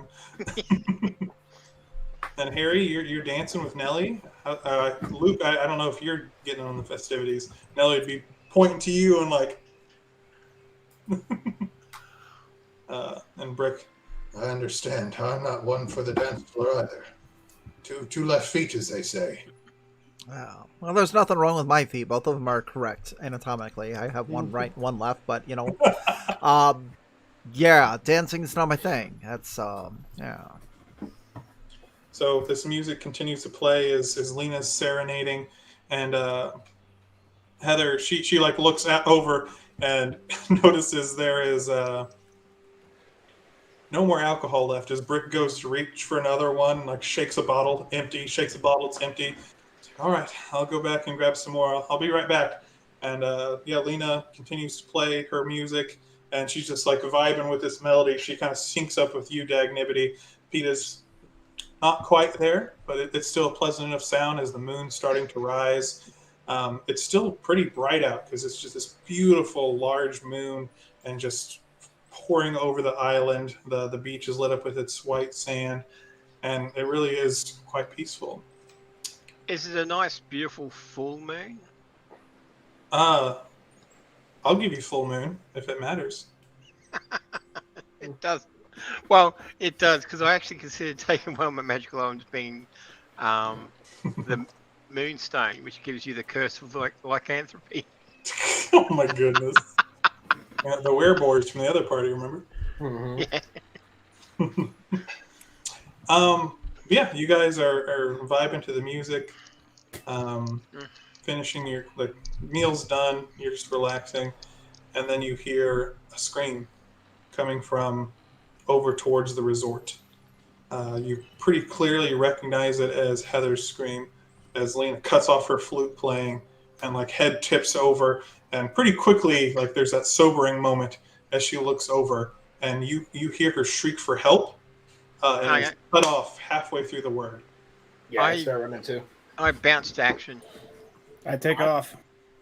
Yeah, and pretty much the whole night goes silent, except for the crashing the waves against the shore and some of the insects down by the beach. But everyone kind of like twists and grabs their things. Mary shouts for her name, and everyone's gathering their garb. Lena, she like reaches down, grabs one of her daggers, and everyone takes off. It sounds like, or Luke, maybe you're sticking around on the dock. No, he'll just like, oh my gosh, here we go again. And he'll just follow. He'll follow. He's not running, but he'll follow everyone. Yeah, so you guys, some people are running. Mary's is at least running that way, and Brick is pretty quick to run to action. But as you're falling down that way, there are torches lit along the path, and it is, it's bright from the moon, but it's still nighttime. And about, we'll say who wants to take the charge here? Pete, it sounds like you jumped to action pretty quick, but yeah, and I've got mobility feet, so I move quite fast as well. Oh yeah.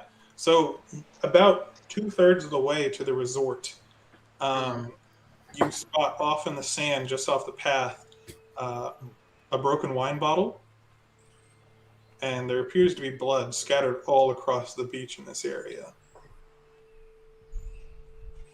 And that's what you see as the rest of the party kind of funnels in. But you're the first to see it, and you can stop whatever you'd like to do. I screech the skid to a halt, and look around for, try and track where if the blood leads to a trail. Mm-hmm. So you look around the area, like Marius comes skidding up just a moment later. Heather, because he's like looking around desperately, and he sees the broken wine bottle and like picks up the shattered half in his hand, and he's just looking around as there's blood it's kind of scattered across the sand in a pretty large area. He immediately like scans the area and then starts digging. What are the rest of you doing? So you're kind of scanning the area too, Peter, like looking for a blood trail. It seems to be just pooled in this one area. If someone's digging, I'd go and help. Yeah, I'll help dig. Okay, make me some investigation checks. So what's going on up here? What's the digging about? Did she bury herself or something, or what's up? Yeah, I don't know. As you walk up, Luke, you see blood scattered all throughout the sand. Oh yeah, definitely a 1-star rating for this place. This is horrible. This is terrible. Let's all get together and relax and have some fun, you guys say. Yeah. And then look at us. Here we are. Digging for... What are we digging for? So, Harry, you're just, like, Mary just seems desperate, like, digging through the sand, not even sure what he's looking for, but as you reach it through and you're piling sand off to the side, you grab a finger and pull it up, and you just have, like, a severed ring finger in your hand. It looks like it's torn off. There's still a bit of ligament hanging out the back. I would give out a yell and show the finger to the rest of the group and say, is this hers? And you do know there is a ring on the finger, and like Mary sees it, like, that's hers. Her opal ring. Well, and her eyes are just wide. You may want to... Just my instincts. I never should have taken this job. She's probably going to... She's probably going to want that back. Make sure you put it on ice or something. So I don't think Heather's going to be back. And he leaps to his feet and starts kind of power walking his way back to the resort. Says, everyone stick close. Stay close, please. Do you guys follow him? Yeah. What do you think it is? Who are you asking? The guy is walking off. It's the curse. I heard it from some of the other employees. I didn't think it was real. What's the curse? Well, so this place was established just a few years ago, right? And he's still walking. He's shaking. He's got some of the bandages are coming unraveled on his body, but adrenaline's clearly pumping through him. He says, the guy who bought this place, it's some super rich gnome guy named Noel Oseb. He owns the place. And I guess when they found it, it was covered, like this whole place belonged to elementals. But he knew that this place is so nice that if he cleared them out, could turn a nice profit. So hired a bunch of people to come and kill them all. But I heard through the rumor mill, at least in the kitchens, that some of the people weren't so happy with the job and felt guilt about what they did. I guess some of the elementals here were more sentient and vowed their revenge for what happened to them. Stole the island from them. But obviously, Hoseb tried to, stifle those rumors. Said that's all they were, is rumors. The place is perfectly safe. No one should have to be worried about anything. So you knew about the methods then? I didn't know. There's never been any elementals here. I've been here for 6 months. There's never been anything. So I just thought there were rumors. People, how rumors are on an island like this. There's... legally, you have to put that in the brochure if there's a chance that they're here. So the place has been safe for years. I'm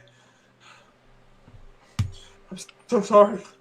I should have known when you said the methods. I thought, but I don't know what other things could be here. But we need to get off this island.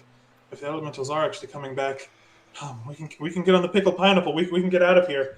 Let's just go. Make sure you gather your things. And it's around this time you hear a crack of thunder as rain starts to pour down over the beach as the skies open up, and you can, the moon starts to be covered by these clouds that roll in from seemingly nowhere. As you remember the sky being pretty pleasant and clear while you were out at dinner, but now as you look up, you can see those black clouds rolling in as rain starts to pour down around you, and some of the torches around the area just flickering as your light starts to get restricted.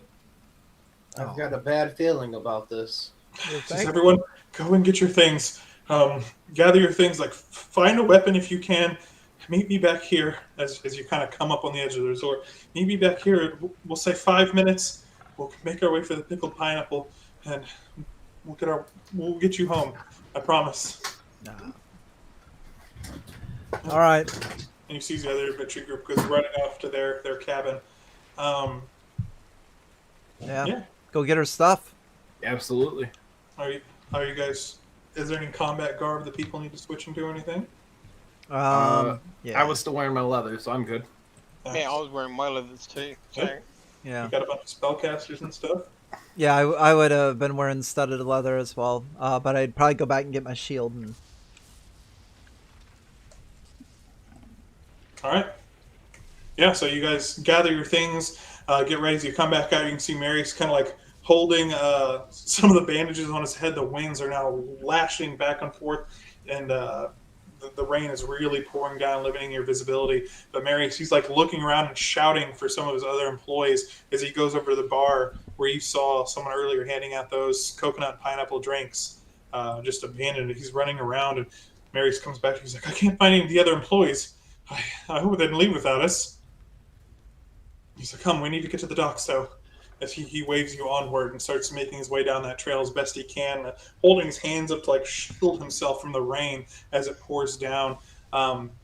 He stops a little ways out by one of their little, kind of a little hut along the beach. And he goes inside and comes back out with a couple of lanterns that he hands out to a couple members of the group. Does anyone want to take a lantern that they could use? I will. Dag will. Yep. I'll take a lantern too. No, I'm fine. Yep. Okay. He says, we have to see if there's... so yeah, you guys head down to the water's edge, and as you do, you see massive waves rolling in across the area, and you see just the wreckage of the pickled pineapple scattered all across the beach and floating in the ocean. Chunks of the dock have been destroyed along with it. And you do see, kind of laying in the beach down by the water's edge, is a lantern, similar to the ones that you guys have received. Well, that's getting mad as a hatter in here, I tell you that. And Mace looks and says, those are the other employees. We have to see if there's survivors here. Absolutely. Of course we do. Yeah. So we'll head down. He'll start heading down, shuffling his feet, going down towards where that lantern's at. Yeah. Cussing And, in time.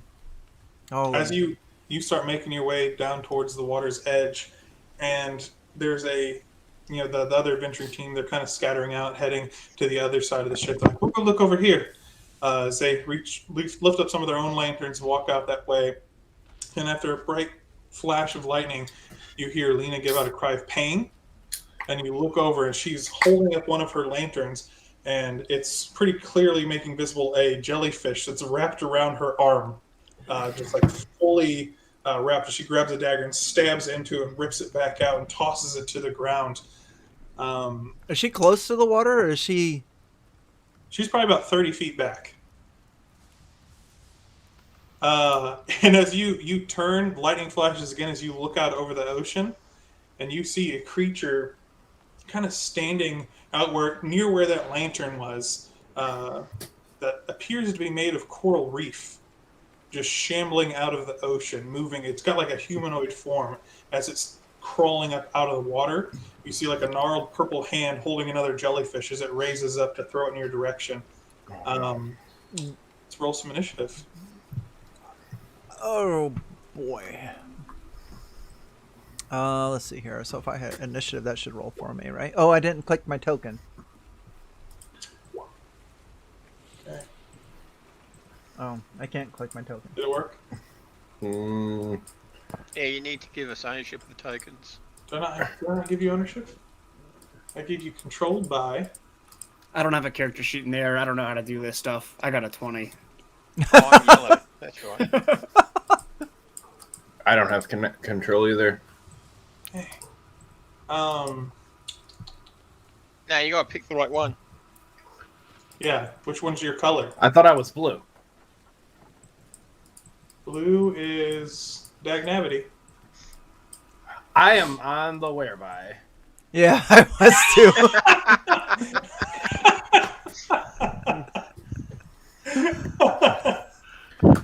Guys, we're so We're professionals. Professionals, guys. Yeah. Do you want me to re-roll it so it goes in there? I love it. What'd you get? 15. I can get you.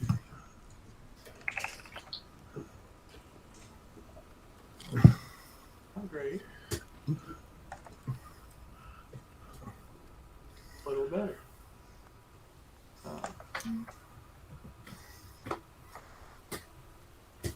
Alright. And you are green, right? Mm-hmm. 15. Wait. You guys' names. I forgot to add your names. Luke.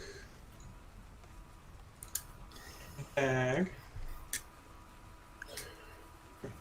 Yeah. And what'd you get, PETA?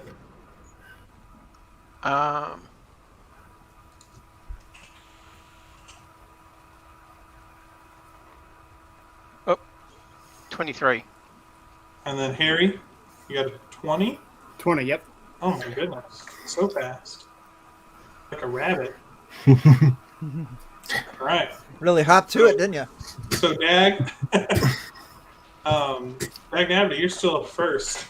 You see one of these creatures over here. It looks to be No, I'm some sort of- first. Peter got a 23. Yeah. Oh, just had an 11. He accidentally rolled twice, it seems. Yeah. All right, so PETA, you're first. You see this elemental shambling out towards the beach, and another one coming up out of the water over here. There are a couple more on this side, but your fellow adventuring party members are moving over in that direction as you see Rick, Nellie, Yorlin, and Lena brandish their weapons and prepare to fight. But you can see the creature reeling back with the jellyfish, preparing to launch it at you. Alright, well, this one here, I'm going to use my bonus action to insightful fighting it. To Which what? basically means I roll a insight check and you roll a deception check. And if I succeed, then I can use my sneak attack. All right.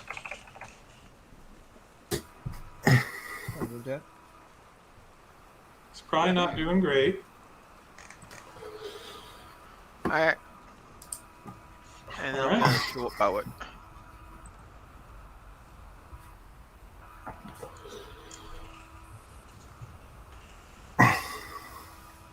That's a 20 to hit for 17 points of damage.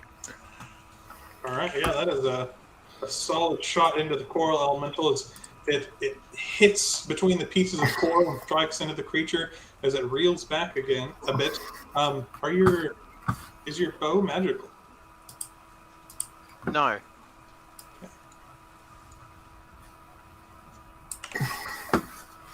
All right. See, there's a bit of resistance there as your arrow strikes. Your weapon's not as effective as you might expect. As we move to Dag. Dag will pull a single dagger from his front scabbard and do a quick jaunt this way. 10, 15, 20, 25.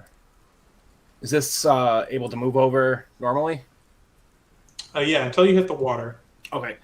That's right about where I want to be. And I will toss the single dagger as a part of my spell,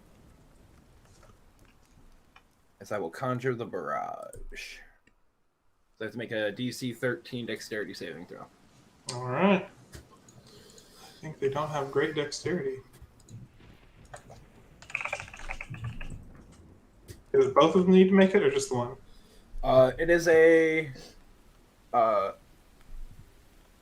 it's a 60-foot cone, so. Oh, okay. So they both fail. And 7 damage. What does that attack look like, Dagnivity? Just a cloud of daggers come spiraling out of this one as they impale themselves at the elementals. Yes, get it! Kill them! He's very excited. All right, yeah, so daggers propel out into the water, splash down. You see the closer creature turn and put its attention towards you. And Harry, it is your turn. All right, I'm going to attempt to take some cover behind this tree here if I can. It's a partial cover. Excellent. And then I'm going to make a couple of quick hand gestures and summon a magical-looking bow that appears in front of me and shoots out a Melf's acid arrow at this guy right here. The top one? No, the one closest to Dagnamity. Okay. Yep. You got it. Is that a dex save? No, it is an attack roll. Okay. Yeah. That's a 21. That's a hit. Excellent. And that's 10 points of acid damage. Nice. As the creature's still shambling forward, as acid arrows rain. Is it just one arrow or is it multiple? Just one single arrow hits it. Okay. It'll have to. It takes damage again at the end of its next turn. Nice, and you can see like smoke billowing up off of its body as it's continuing to make its way out of the water. This one is going to step forward a bit, moving just effortlessly through the water. You notice as it reaches down and scoops up a jellyfish in its hand, and it's going to launch one at PETA and then one at Harry. Harry, you will have a +2 bonus to your AC for this attack as you were with partial cover. So we'll do the first one against PETA. It's a 13. Harry is an 11. I assume both of those are misses. That's correct. All right. Someone $5 for the next hit against Wally would be a crit. We might be able to do that. Oh! Right.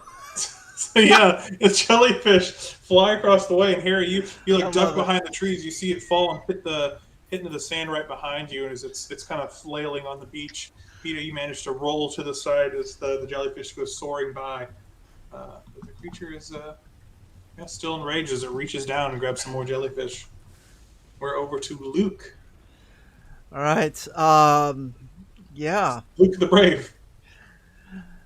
Yeah, so looking around, it turns behind him and sees Fry Minis back there like, you can do it. Thanks for the super chat. That's awesome. Appreciate it. So Luke is going to use Channel Divinity, and this is going to be Twilight Sanctuary. And Twilight Sanctuary is going to be an ability that all of my allies. Let's see here. Now, Wally, you did realize the next one is a crit against you, right? Yeah, I know. Let's see. The sphere moves with you. And let's see, whatever creature. This will be a D6 plus 5 temporary hit points for all of my allies within 30 feet. Nice. So Luke will step forth, look towards the moon, hold his shield up with the holy symbol of Selune, close his eyes, and these just like strands of moonlight just start to like tornado or twister around him, and then just start going out further and further to encompass 30 feet. So what color is this sphere? Is These are just, yeah, these are going to be a pale white moonlight colors. And he'll shout out, everyone stay around me and feel the power of Selune as she guides you through this battle. So everyone will get, I'll roll that. That is a big radius. Oops. 8 temporary hit points. Nice. Yep. And Awesome.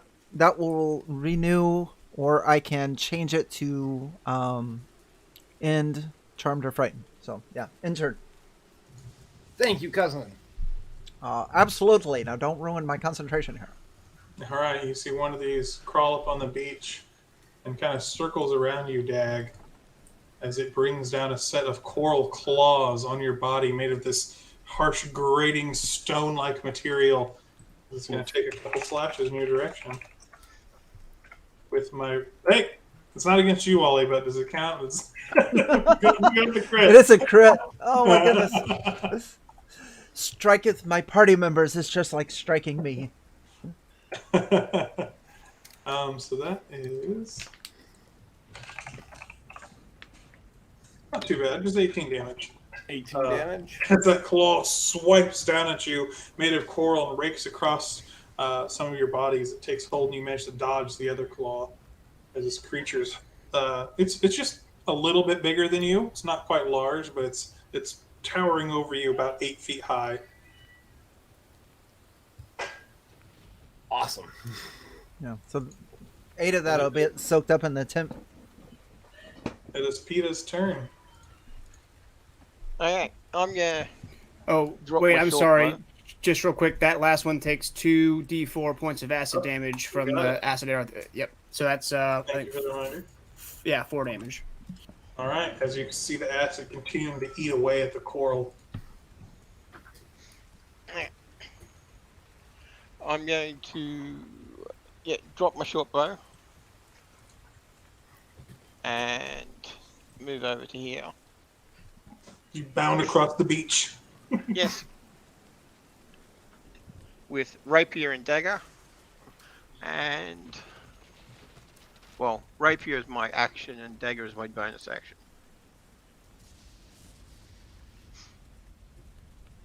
So Ooh! Wow, very good. Very good. So that's what, 11, 25, 32. Are either of those weapons magical though? Well, did you let us buy magical weapons, or is it just one magical item? Uncommon item. Common item could have been magical. You weapon. didn't choose a Oh, weapon. okay, yeah. Okay, no, not magical. Okay. It still hits it pretty hard as you drive your rapier through, and actually, as you strike it, bits of its form fall off, and pieces of coral chunk fly into the air and scatter across the battlefield around you, and some of this abrasive coral actually like strikes against you and scratches at your flesh, and you take 3 points of slashing damage.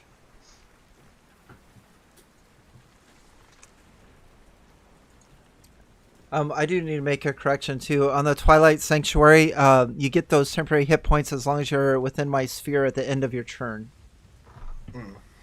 Nice. Do they refresh like every time? Yeah, for 1 minute until I die or incapacitated, and it's dim light too. So if that helps anybody. Oh yeah. Nice.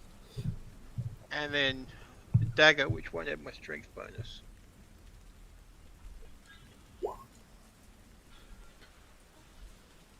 So that's actually 3 points of damage. So that was 10 for the attack roll. Oh yeah, 10 for the attack. Yeah, that just you try to strike against the form and it just clatters against that hard coral shell and does not manage to take purchase. But Dag, you see your cousin risking his life as he leaps forward to fight alongside you, striking at the foe with a rapier. Absolutely. I am going to also. Okay. And then I'm going to use the rest of my movement to stand next to Luke. You don't have to be so. You don't have to be so close, Peter. It goes out a little ways. I mean, good night. Does he get an attack of opportunity against you, or do you have a... No, because the mobile feat. Okay. All right. Dag. Well, I will first hit him with my first dagger. An 11's not going to hit. Is not. Fortunately, it just clatters against that hard coral shell. Then I will hit him with the non-magical for a crit. Oh! No, on the non-magic roll. It's going to be 7 points. Okay. And then I would like to use my... Hold on, let me see if I do this right.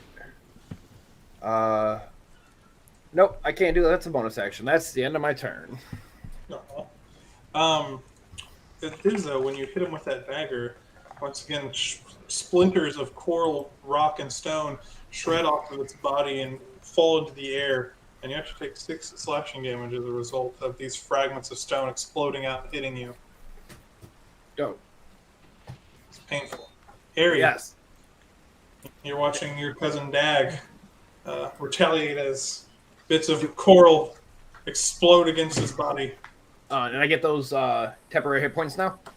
Yes, I believe so.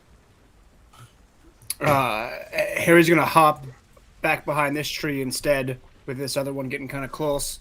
And he is going to shoot out a firebolt at this guy right here. All right, let's see it happen. Crit? Boom. Got a 20 total. Dirty 20. So. Dirty 20. All right, yeah, that's a hit. Excellent, for 12 points of fire damage. Nice. Some good damage as the creature recoils back in pain as you see fragments of its coral continuing to fall to the ground. One of its arms is barely hanging on by a fragment. It's looking pretty rough. But in the meantime, its friend is still in this fight, unless you have anything else, Harry. Nope, that's it. All right, as it picks up 2 more jellyfish, and he's going to hurl one at Luke. Actually, he's probably going to hurl both at Dag. They're by his companion. All right, yeah. Sorry, Dag. Bring it on. A 10 and a 17 to hit. 10 misses, 17 definitely hits. All right, I need you to make a Constitution saving throw. Dope. 18. Nice. You take 7 bludgeoning damage as a jellyfish flies out of the night and strikes against your body and wraps around your arm. Fortunately, it manages to get against your armor and your clothing, and the jellyfish poison can't take hold. Oh. The jellyfish itself still hits you for a little bit. All right. And that takes us over to Luke as the creature is going to shamble forward a little bit further, but picks up a couple more jellyfish first. All right. Luke will keep up the aura that he has, and will now cast Bless. On the elementals? Yeah, on the Bless on the elementals. Sorry, guys. I double blessed there. Yeah, so within 30 feet, so he will grant blessings to all. Is it 3? Up to 3 creatures. Yeah, so he'll put it on. Harry's back there. Yeah, he'll put on Harry, PETA, and Dag. All right. And then after that, he's going to take a few steps back.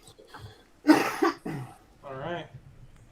Well, if you use a second level slot, you can do it on yourself as well. Oh, I could, but yeah, I'm just going to do the first level for now. Okay. The elemental.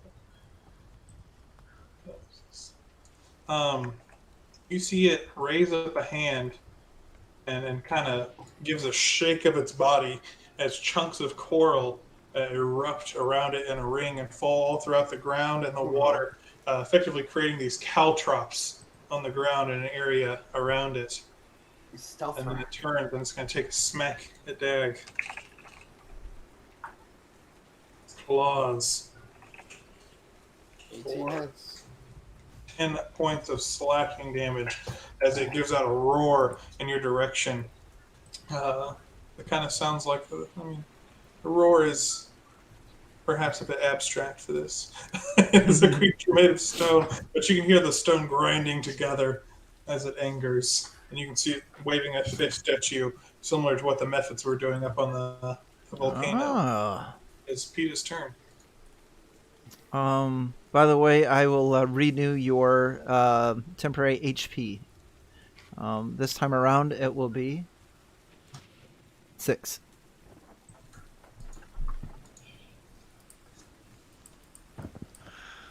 Okay. So, what, it dropped caltrops on the ground? Mm-hmm. Okay. In that case, I will Tap in the fly knees. back over Yep. and give him a bit of a touch up. This is just what he's waiting for, because now the lightning strikes you from the storm. Okay.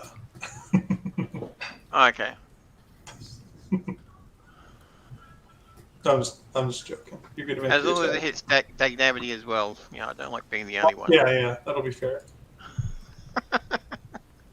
I like to share. Does a 12 hit? It does not. Clatters against the hard coral shell. You can try again. Do we have advantage because we're flanking, or you're not doing that? No flanking for this one. Okay. I do think that you're blessed. I'm not sure if that makes a difference. You are blessed. Yes.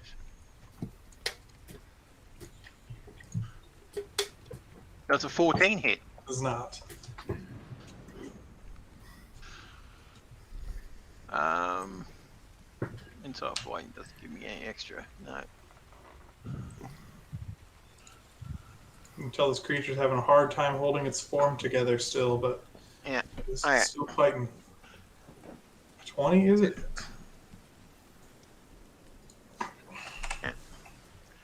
So that's only 8 points of damage. Less Okay. whatever modifier.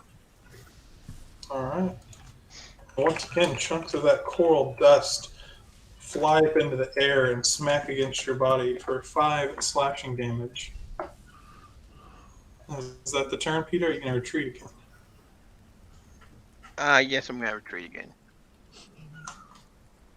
Then, Luke, you going to give him some temporary health? Yeah, so in your turn, you'll get the 6 HP. As we circle around to Dag. These don't stack, by the way. Whatever you get next is replacing. Yeah, I know. Dag, this elemental's barely holding on. Cool. I'm going to use my bonus action to do a 15-foot jump that does not provoke attack of opportunity. From where I'm at now currently to there. Beautiful. So you can jump out of the caltrops. Yes. And then I will take that first dagger and hurl it at the elemental that I just disengaged from. All right. Oh! Ooh. Nice. 4 damage. so much damage. It looks really cool. Are there no? Do you not have any other bonus? I guess. No, not at all. Well, I usually do crits where you max out your die rather than roll second. But we don't have to play with that. But it feels appropriate because that'd kill it. Either way, I just hit the button. I didn't know what the setting was. That's all right. That's just how I like to play crits. But I'm gonna. It feels that'll be a very epic death as you spring up out of the caltrops, and I imagine like as you're flying through there, flipping and throwing that dagger into the creature and piercing through its coral protected heart as it crumbles to the ground, and as it does, like giving one last wave of the fist in your direction as it clenches. All right. Well done, Dag. Well done. And then I will use the rest of my movement to give a short bow and move 5, 10. Yeah, he just wants to take the pain. That's my turn. All right. I think it's temp HP, and then it's Harry's turn. Yep. You'll now have 6/8 temp HP. All right, thank you. Alrighty, I'm gonna fling another firebolt at this guy here. I'm Alright. rolling high on the hits. Yep. And that'll be 9 points of fire damage. As you blast into him, and chunks of coral go flying off and into the air and down into the water. And And I'm gonna maintain my cover back here. all right, this creature, this remaining elemental, seems to just fly into a rage as its companion falls, and it drops down like on all fours as it goes charging over towards you, Dag, as it reaches out. One claw coming down, and the other is like trying to smash a jellyfish against your body. All right. So we're gonna do the claw first for a 15, That's going to hit. and then the jellyfish, 21. Both of those are going to hit. I don't think Thank I'm you, going to be up Micah. for much longer. I need you to make a Constitution saving throw as well. All right. You get a D4 with that too, with your So you blast. take 11 slashing damage and then 6 bludgeoning damage as a jellyfish smashes against your body.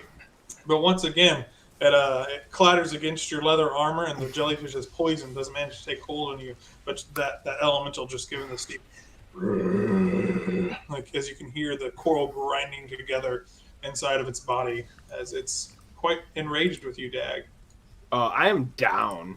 Oh. Did you? You still had the temp HP? Did you? Yeah. That's with that. He ate it. As the creature, victorious in its efforts, turns and fixes its eyes on PETA instead. Luke, it is your turn. Oh, As you dang. watch your cousin fall, as this creature charges and lashes out against him. Dagnabbit. Gosh. Nabbit. Oh man. You're All right. screaming, Dagnabbity, no! No. You're stunning! Gonna just keep concentrating on bless. And I will healing word Dagnabbity. Nice. Thank you. Should pop through there. He's So not good enough for cure wounds. I don't want to get. I don't want to have to run up there. Thank you, cousin. Oh, I don't have cure wounds anyway. This is You're welcome. Dagnabbity. You're welcome. Give it another try. Give it the Breathes old. life back into his lungs again. Give it an old another heave ho. I believe in you. And stuff like that. Give it the old Bard's College try. Right. Yeah. I keep clicking on whereby to move. So now he's just gonna come down this way, keeping an eye out in the sea, making sure nothing else is coming out. But You can see the other adventuring party engage with their own elemental, but they're fantastic. winning their fight, it looks like. But, Yeah. So just maintaining concentration on bless and keeping that channel of divinity going. Give me a Pastor? perception check, Luke. Okay.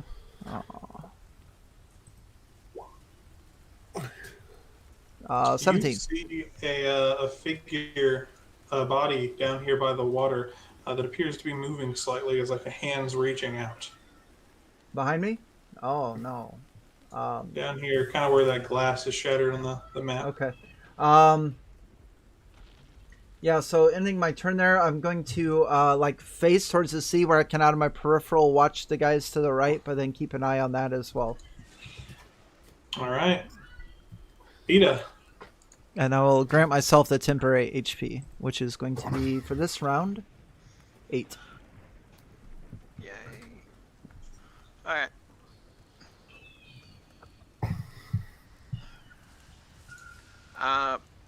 Bonus. Oh, no, I don't. No. I'll move to there. Actually, no, I don't need to move there. I just need to move there. Because I get sneak.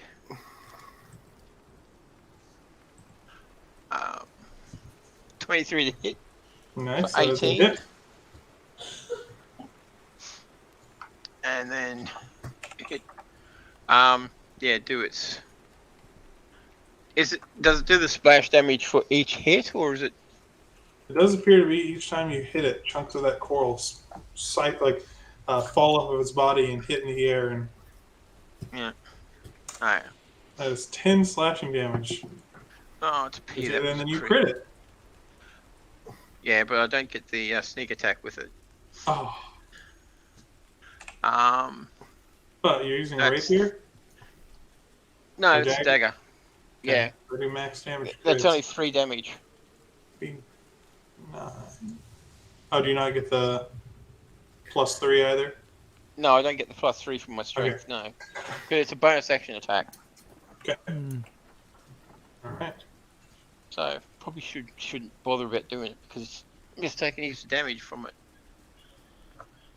And that deals 3 damage back to you as you strike at it. And this creature, you're hurting it. You're definitely like carving through that coral, but it doesn't slice through this almost stone-like creature the way it does flesh and bone. And Dag, it's your turn. You collapsed to the ground after being smacked with a jellyfish, but your cousin reached out and breathed some life back into you. Alright. I will spend half my movement speed to stand up. I will use my bonus action to again hop backwards 15 feet.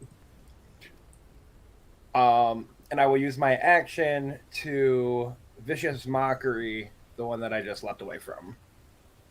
So that'll be a Wisdom saving throw, DC 13. Unfortunately, this is a wise elemental. And you get some of the same vibe as the Mephit, as it looks out at you and you see that claw like reach out and clench a fist in your direction and like throws its arm as if it's shooing you away. I just make weird gestures at it, and that'll be the end of my turn. All right, I think you get some 10 hit points, and then it's Harry. 8. Thank you. All right, I think this thing's been around long enough. And this time I'll go into a different spell and cast out Magic Missile. Oh, snap. Pew, pew, pew. No rolls to hit here. Correct. Yep, I just gotta make sure. Okay. What? Oh, wait, I meant to do 3 of them, or 4 of them. Let me do... All right, so Damage. 14, All right. 15 damage. Each one gets +1, doesn't it? Oh, well, then in that case, it would be 18. Yeah, I think Magic Missile gets +1 damage. Yes, each one is 1d4 plus 1. All right, so yeah, you're launching 4 magic missiles, 2nd level. Yep. So yeah, like Harry just reaches from behind his tree, and you see these magic missiles. What color are they? I'm gonna go with them being like chromatic, kind of changing as they pass through the air, one after another. And yeah, they strike into the elemental, and you see it like reel back as each one hits it, and chunks of coral fly off and splash down into the water as it gives out a cry of pain. As that dealt pretty significant damage to it, as it's growling and looks over in your direction. And is that your turn, Harry? Yes, it is. And the creature looks over at you, and you see like on all fours again as it starts charging over towards you, Harry. PETA, you do get an attack of opportunity if you like it. Sure, I'll take it. It's up to you. It's 21 to hit. That is a hit. I don't get sneak, do I? Because it's not a new turn. So, a little bit of damage. All right, and But he's 7 gonna damage. claw at you, Harry, for 23 to hit and a 10 to hit. So for that first one, I'm going to do like a backwards series of circles with my hand and use Chronal Shift and make it re-roll that attack. Oh, nice. That first attack. Yep. Let's re-roll it. 13. That's a miss. So 2 Nice. misses. So he goes to swipe down, and then you see this moment coming, and just do this quick motion and manage to lean out of both of the attacks as you foresaw them coming your way. The elemental seems very frustrated as it's grinding its claws into the ground. Gonna have to be faster than that. But you can see there's like bits of teal liquid like pouring out of its bodies. It's been damaged pretty heavily by your magic missile and some of the other attacks. And Luke. Yes. Having dark vision, does that help me see what that person is over there? You can still see like a hand reaching out in your direction. It appears to be some small figure. It looks humanoid, but I guess like 25 feet away. It's a gnome. It's a gnome. Does it look to be in distress? There's no creatures like actively attacking it, but it does appear to be in distress. But He's it's kind of reaching out for you. But it's on the beach, though, right? Yeah, he's like out of the water, but I'll draw where he is. I'll I'll tell. go here. Okay. Dag, behind us, a gnome coming out of the water. I'd go over and see what's going on, but that it kind of creeps me out that a gnome's coming out of the water reaching for me. So keep your eye on it. And yeah. Let's see. Still concentrating on bless. So I have channel divinity up, and we'll just cast a sacred flame. All right. That will be a dexterity saving throw for the elemental. That's a 13. DC is 15. Nice. So that will be. What's the damage looking like? 13. A lot of 13 here. Yeah, so 13 radiant damage. Yeah, as your blast of radiant energy streaks down across the creature, and you see more of its core starting to shatter and fall apart, and you can see this exposed, like glowing. It almost looks like a gemstone in its chest. It's like pulsing with the waves as they crash against the shore. Creature's still up, but the elemental looks to be barely maintaining itself. You spoiled my dinner, creature. Now take this. Pass turn. PETA, you're up. It hurts pretty badly when you hit it, but it's looking weak. I know it does.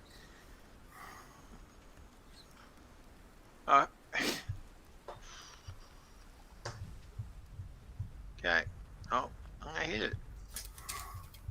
You zoom in, try to strike out with your rapier. Yeah, once again, that stone flesh is... I don't suppose a 13 would hit, would it? It does not.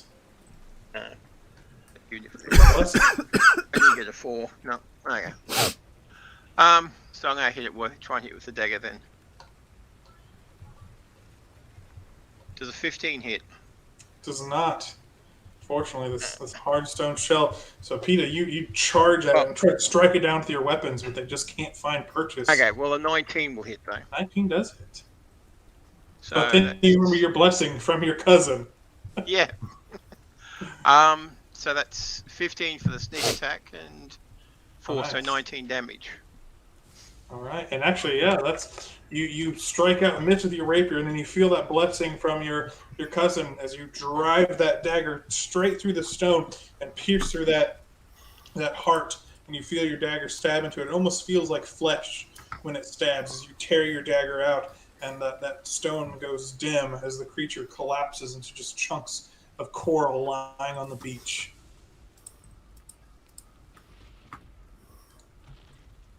Okay. And Mary says, "That was incredible! You're all absolutely incredible!" So he's kind of standing back because dude is not a fighter.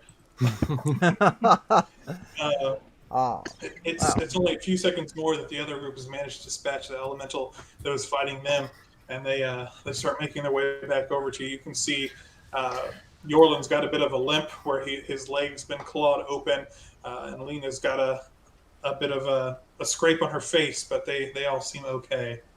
Yeah. Luca starts strolling down towards that gnome cautiously.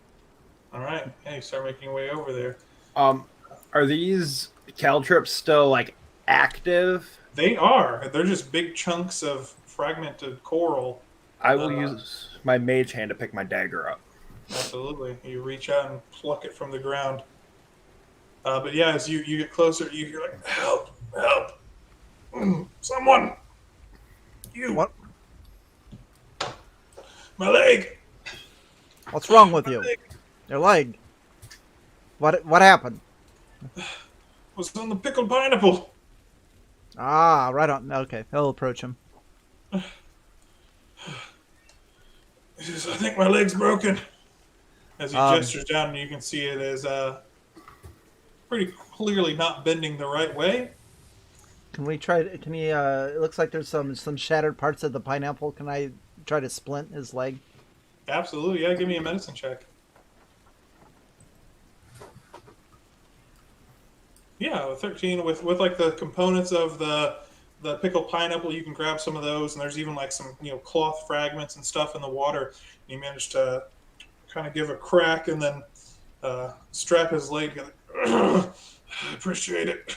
No problem. I can imagine you probably with a 13 probably pinched him a few times, maybe. Yeah, it wasn't the smoothest. Like, it hurts a little bit, but you got the job done. Yeah. And you actually recognize the gnome as a member of the crew of the ship. You didn't really interact with him, but he was aboard the pickled pineapple on your journey out to the island. Oh, you're one of the crew members, are you not?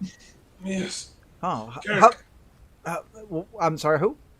Carrick. Carrick. Carrick. So, quick question there. How long before this boat's ready to go? Because a lot of us are ready to get off this island.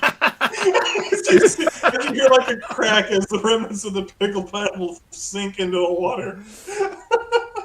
I'll take it. That's going to be a while then. All right. It might be a bit before she's seaworthy again, I'm afraid. All right, Dag, come on over here and help me get this little guy up and running. Is there anyone else out there? Nope, don't look like it. All right, we got this guy. I saw one of the cooks running out to the boat. I didn't know what was going on, and then he got pulled right down into the sand. I went to run out and help, and something smacked me in the back of the head, and here I was. Oh. And you look, like as he tilts his head, and there's like a big welt on the back of his head where a jellyfish smacked him. Oh. You can see some marks from one of the poison stingers. Yeah, that looks like that stings, just going to say. It doesn't feel great. Not as hurts less than my leg does, though, if I'm being honest. Well, all right then. Yeah, I definitely don't think I'm going to be able to walk. Or maybe, can you hand me that board? Right, yeah. He'll hand it to him. So that's a no on the boat then. Okay. So he tries to get himself up on his feet. He says, "No, but I might know where we can find one." You do? Oh, Seb, owner. He doesn't like to keep company with us normal folk. Has his own villa on the other side of the island. His own private ship. Takes a crew to operate it, so bastard wouldn't have been able to leave during this. What's the guy's name? Osip? Oseb. O-S-S-E-B. It's the gnome that owns the island. All right. Well, looks like we have our work cut out for us. We get over there. Storm, with the way the waves are rolling in, hopefully won't be hitting that side of the island quite as hard. Get lucky. If we're trying to get out of here, I think it's our best shot. How big is the boat? How many people can it hold? It's a meant for partying, so it can fit us all. You might have to. As he looks back to the water, and you can see him struggling a little bit. He says, "Might have to find a new crew in you. Any of you got your sea legs?" Yeah. I'm sure we'll be fine. Did you find anyone else in the debris? As he's looking out across the beach. Luke just kind of looks around like, nope. Can't say that we did. And Mary's kind of questioning. He's like, I haven't seen anyone else, Carrick. I think it might just be us. But maybe we can get to Oseb's boat. I agree that seems like it's a long ways, though. You got a better idea? You'd rather just sit on the beach and wait for yourself to die, get pulled into the sand like one of the others? Yeah, sounds like we're going the other side of the island. Where's my Let's hop cousin? to it. Yeah. While this is going on, I want to try to reach inside of this creature and pull out that heart that had hardened. See if I can wedge it free and break it apart from the rest of the Make creature. a sleight of hand check. It is the sharpened edges of the coral are still kind of present around its central core. Oh yeah, but you managed to with surgeon precision, reach in and grab hold, and you can feel that stone, and you even feel like as you grab it, it feels like your fingertips are being plunged into water, even though you're grabbing this solid object as you extract it from the center of that creature and hold it up. It's about 3 inches across. It's not a perfectly smooth cut stone by any means. It looks to be a rough gemstone. And you can add a coral gemstone if you'd like. Perfect, I shall. And as Carrick starts making his way down the beach, his makeshift crutch is sinking into the sand. He's like, I don't think this is going to work. He looks around and Brick walks over. I can carry you. There's no problem. Come. Kind of scoops up the gnome and sets him up on his shoulder. Yeah. Way to go, big guy. I knew you'd come in handy. My strength is good for many things, but I must always use it to help those in need. Yeah. Well, this guy needs it, so yeah. Are you all right? Your friend looks quite worse for wear. As he gestures over to Dagnavity. As he does, Dagnavity starts patting himself off with a Cure Wounds at level 3. Oh, nice. Yeah, I'm sure he'll be fine. I got this. And Mary says, I've been over to Oseb's for a few supply runs. I know the way along the beach. We just pretty much need to follow the beach there, but it's going to take us maybe over an hour to get there. Wow. So we should start going. Everyone stick together if you can. Do we got to go by those hot springs, or is that just out of curiosity, if that's a longer path? Unfortunately, it's not on the way. And we could try to go over the island. I don't think I would gain us any speed, though, with the volcanoes in the way. Good point. So around. Indeed. And you see Mike look back over the wreckage again and sigh. I didn't think those creatures, they really are out for their revenge. I'm glad you're here to keep us safe. Yeah, you seem to have gotten really lucky to have 4 rabbits with you. And that's like 8 rabbit feet. So, well done. My blessings on this day, though. No. Quite a few friends still lost. But I'll have time to mourn later. Right now, we've got to go. Yeah, no time for tears. Knock them on a good time anymore. How long did you say that's going to take us to get across the... Maybe with a storm like this, the wet sand, an hour and a half. All right. Well, let's get to it. There's a spot we can rest along the way. It's sort of a hideout for us resort employees. There might be some supplies we can use there as well. Great. Sounds good. Who's saying this? Marius. Nice. Great. I'm sure everybody's sandcastle building skills are going to come in great and handy for this as well. Well, I guess we'll have to see. And you start making your way down the beach. Nellie offers to kind of lead the way and stealth along the beach. She's like, I'm a ranger. I can find the path. Don't you worry. This is what I do. This She is like stalks forward with her bow drawn. this is the one with the mouse. Mm-hmm. All right. Yeah. So you guys start making your way down the beach, and lo and behold, you make your way past where you had your dinner as you break off the path, and you can still see some of your footsteps yet to be washed away from out where you made your sandcastles, and you can still see some of the remnants of them. Most of it washed away, but some of your sandcastles still stand firm along the beach as Nellie creeps forward. And as she kind of weaves between the sandcastles, trying not to disturb them, but as she walks past one of them, you see Dagnavity very distinctly, your sandcastle, start to turn as the gates on the front open up to reveal mouth, and some of the windows that you carved expand to form these eyes, and you see a claw reach up and grab Nellie and just drag her down into the sand as she barely has time to get out a scream as she plunges down into the sand of the beach up ahead of you. Whoa, Nelly. Well, roll for initiative then, though. Oh, Nelly. Oh my goodness.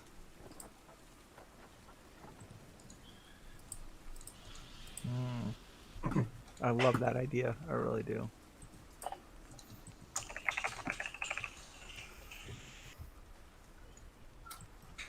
You guys just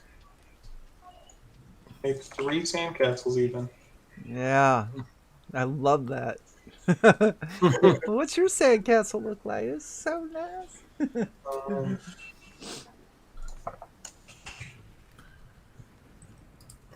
me get my own rolls. Where are they at? Here, +1. Oh. Okay.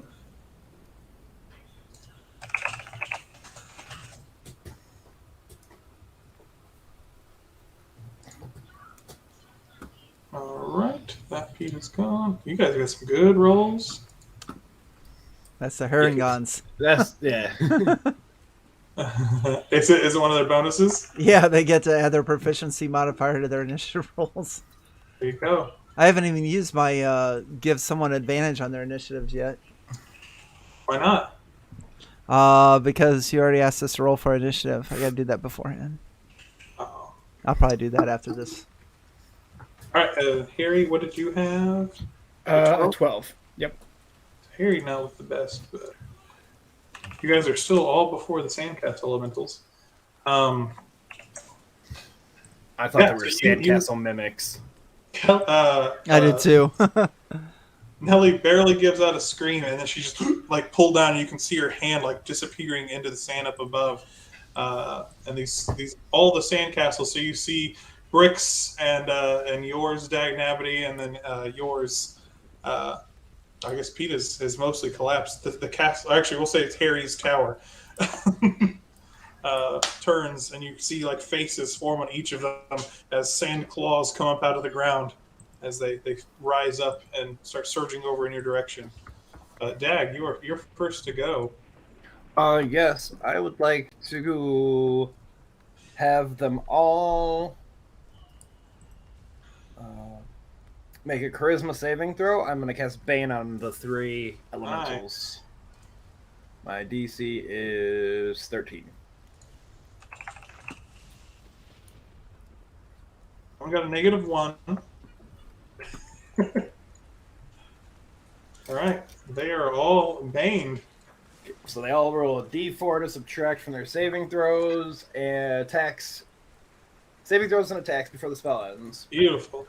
And then I will move. Actually, I don't think I have to move yet. That'll be my turn. All right. You did. Yeah, PETA, you're up. Okay. Which one's got Mary? Nellie's the one who got pulled under, and Oh, she's Nellie. up here. Or sorry, I haven't had the pit of sand. Oh, okay. Okay, I'm.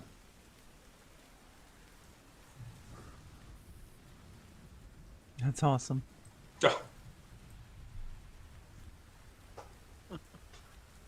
Oh, Okay, I'm going to use my rabbit hop okay. to hop to there beside where Nellie is Yep. and I'm attack. still trying to reach up. Um.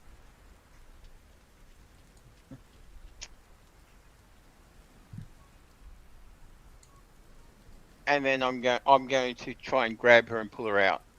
All right. So you spring up over the battlefield and you land right next to her.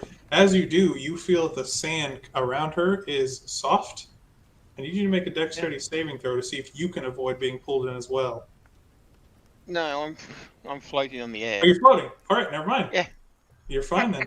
Give me Wing boots. a strength check. Complains about a magic weapon, but he has winged boots.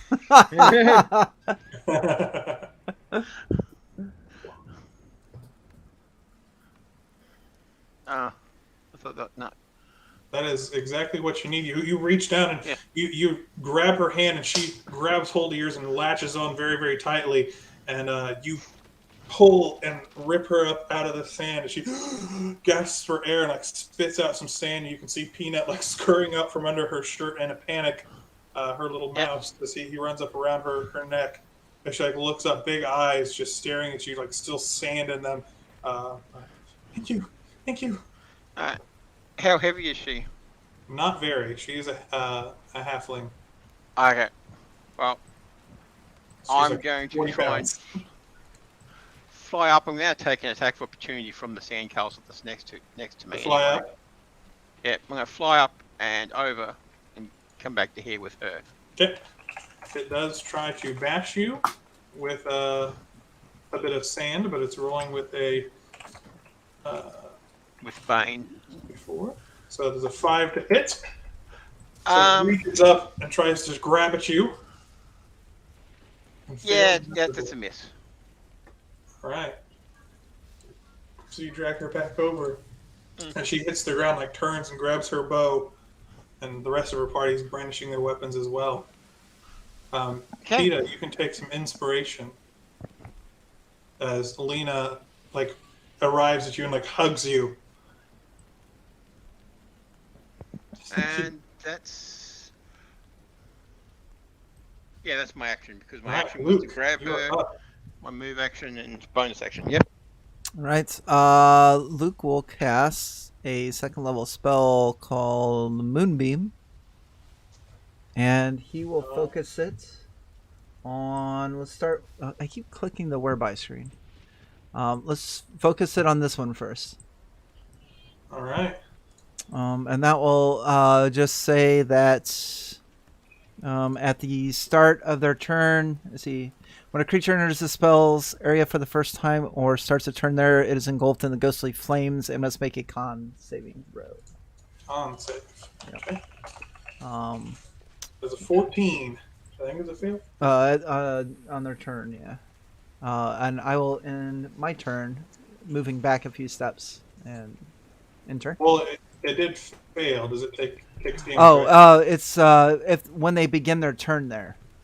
Oh, I so thought like since it was when it entered its turn there is when Oh, you no, cast it on top of it. Yeah, when a creature enters the spell's area for the first time or starts on a turn or starts its turn there. So Okay. it'll be on their turn that they take it. All right, Enter. and it should actually should actually make that with disadvantage. It failed anyway, but you see it like flatten out to a pile of sand, effectively. Like the sandcastle falls away, and it just becomes this like massive sand lying on the beach. Whoa. Not sure if you're aware of the secondary component of Moonbeam. Oh. Secondary component of Moonbeam. Oh, a shape changer makes its saving throw at disadvantage. If it fails, it also instantly reverts to its original form. Wow, yeah. Yeah, my GC is a 15, by the way. Yep. So it's already failed. You can roll damage now if you want. It'll take it at the start of its turn. Wow. But it's Harry's turn. All right. Harry's going to move to the back of the group. Actually, hold on. I need to check out the range of the spell. It's 5 foot radius. So it's actually 4 squares. Oh, yeah. Jeez. Oh, I forget about that part.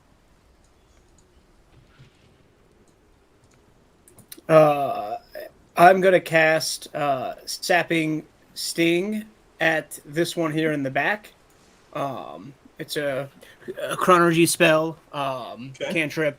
It's got to make a con saving throw, or else it takes damage and falls prone. It's 16.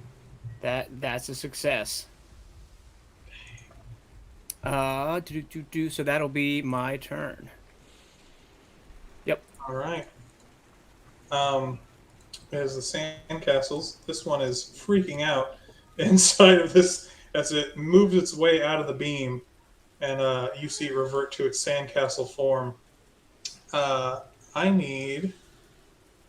It took the 13 damage from the Moonbeam. It did indeed. Nice. I need Luke to make me a dexterity saving throw as you feel the sand beneath your feet start to go soft. Uh-oh. And you manage to hop out of the way. You can move to an adjacent square. Yeah. Gosh, I keep clicking on the wrong thing. So right where I'm at is... So I'm going to hop back that way then? And you see... Oh, dang. I want a different color.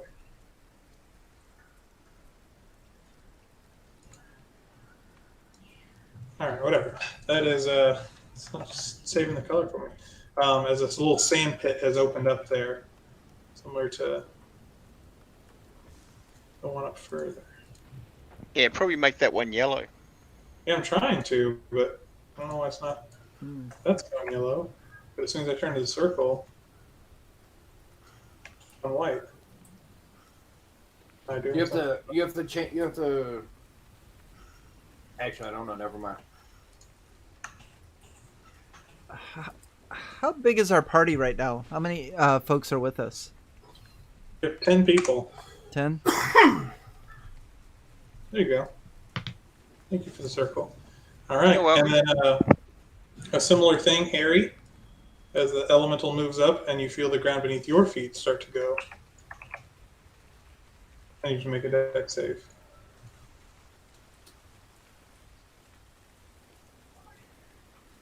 So you see as Harry starts to slide and sink into this pit of sand that's just opened up under his feet. You are considered grappled, Harry, as you're starting to become enveloped by the sand as you sink down. Actually, you are...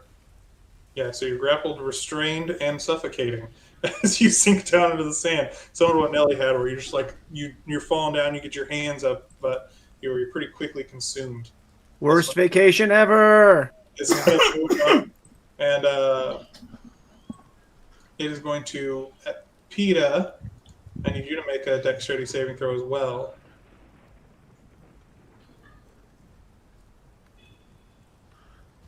I am I floating on the ground. There is a burst of sand that erupts Okay. and fires up in your direction. Yep. Okay. Dex save.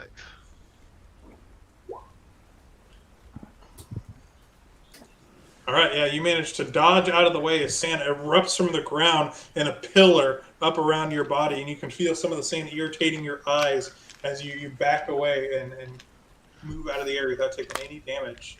Dag, it is your turn. You've watched as Harry has just fallen into this pit of sand as the ground beneath his feet just... Is it possible for me to try to pull him out? Absolutely it is. What would that require of me? You will require a strength saving throw, and it'll also require a dexterity saving throw to make sure you don't also get pulled in. All right, so strength first. We'll do dex first to see if you slide. Okay.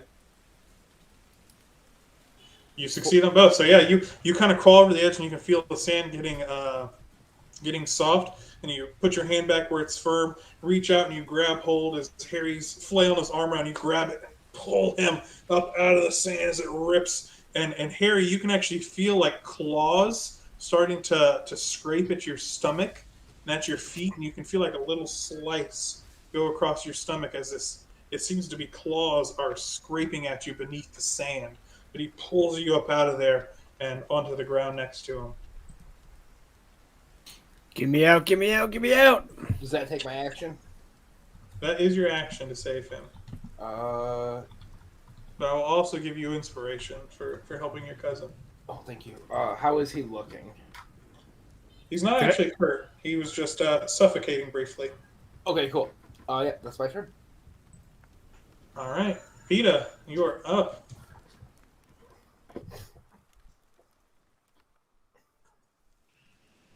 How far away is it to solid ground? Or anything that's solid? You're on the beach. There are some stones over here. The forest. Oh gosh, I don't have it on the map. You're right. We'll say like 30 feet away from where you are. If you go out this way. But there's also like a tent here that's set up that you guys were hanging out in earlier. There's a couple of large rocks scattered, but it seems like those could probably be pulled down. Yeah. And the tent's set up on the sand, isn't it? It is. Yeah. But it's quite large. Okay.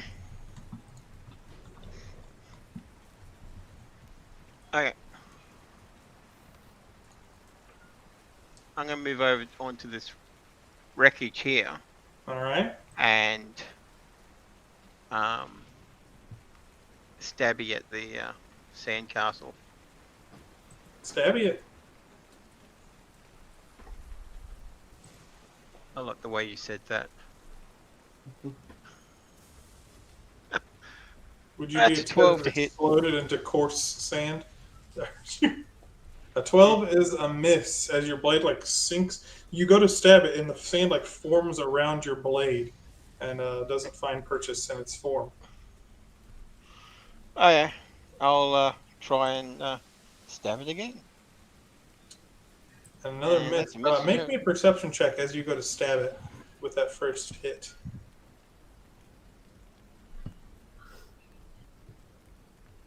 So you saw that kind of blue glowing gemstone in the heart of that coral elemental. When you went to stab, the creature like spread its form and moved around your blade, and you could see like a topaz colored gemstone at the center, at the core of this creature that's slightly glowing as well.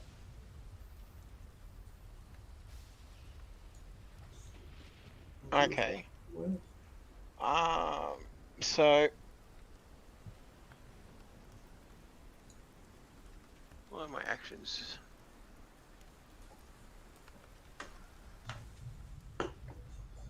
Okay, well that. Okay. Okay, guys. There's a blue gem in there. I think that's what's controlling them. See if you can grab it.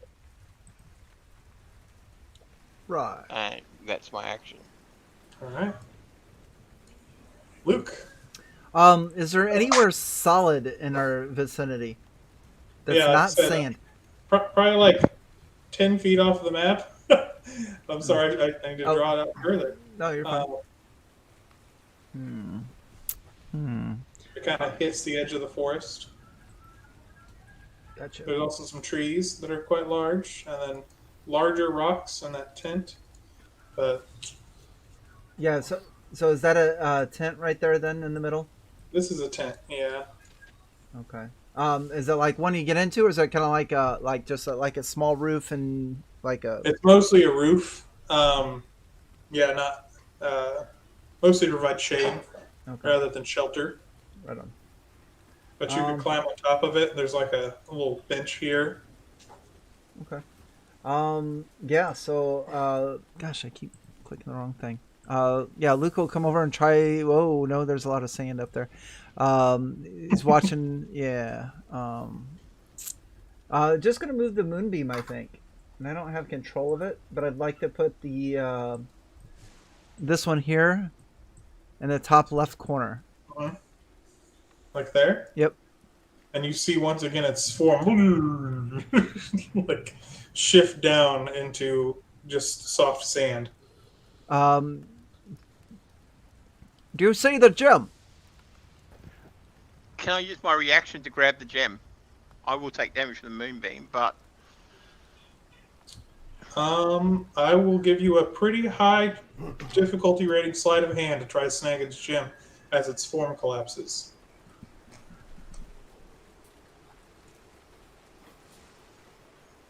All right, 18. Yeah, well, like the moonbeam strikes it, and you see its form start to falter, and that kind of protective shell that it put at the center of the sandcastle begins to fade. And also, you just kind of reach out, seizing this opportunity to try to grab at that gemstone. And you manage to grab your hand around it, and now I need a strength check to see if you can rip it out. And you can actually make it with advantage since its form is faltered. And I want to use my inspiration. Okay. There you go. With the inspiration, you manage to reach out. Nice. And it's this yellow glowing gemstone. And you rip it free, and as soon as you do, the sand just fades and just scatters to the ground as the creature. And you also how much damage do I take from the moonbeam? 6 radiant. You got to make a save though. Oh, that's right. You got to make a save. Half that. And what's the save? Constitution DC 15. 15. Con.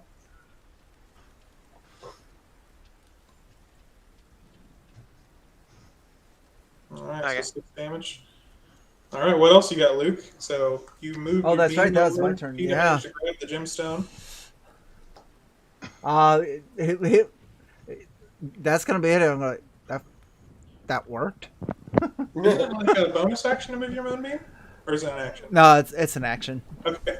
Yeah. And then Harry, you're up. You are pulled free from the sand pit, still spitting up some sand, probably prone, but feeling good that you can use your lungs again after you're being temporarily submerged. But you look over and see one of the sandcastles just falter as your cousin Peta rips a gemstone from its heart. Very good. I look over at Dagnabity and say, "Thanks, brother. I appreciate that." Or cousin. And then I get up to my feet for half my movement. I can still make it on top of this rock here. Yeah. I think. And then I'm going to point blank shoot this one in the face with a firebolt. Nice. Okay. Make your attack. Ooh, an 11. That's unfortunately a miss against the creature as you blast the ground and you see some glass begin to form. These things are impossible to hit. And that'll be my turn.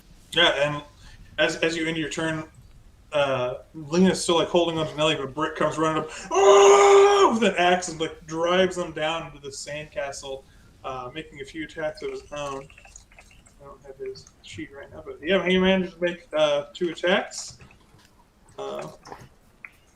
for 16 points of damage total. He slices through some of this creature's form and tears it away. And then you see Yorlin reach a hand up as a blast of radiant energy strikes down on the sandcastle. And it, unfortunately, it manages to succeed on its save as his what's the spell you just used? The cantrip. Oh my god. Firebolt. Not fire. The cleric one. Not divine smite. Sacred Flame. Sacred flame. There it is. All right. So this sandcastle looks over to you, Harry, and it is going to try to bash you with its little armies. For a 16 to hit. That hits the armor class. And And a 21 to hit. Man, I got some good rolls there. All right. You take 9 points of bludgeoning damage total as little sand arms come out of the ground and punch you as its form surges forward. Yeah. And it's as coarse as it grains against you. Hurts, but you're okay. This one reaches, is going to go over here. And Luke, I need you to make a dexterity saving throw. Again. As a pillar of sand erupts from the ground and engulfs you. And you manage to roll out of the way. You move to an adjacent slot as the sand pillar bursts forth and scatters sand through the area, a little bit stinging your eyes, but you manage to dodge out of the way. And we're over to Dag. Yes. Dag will 5, 10, 15, 20.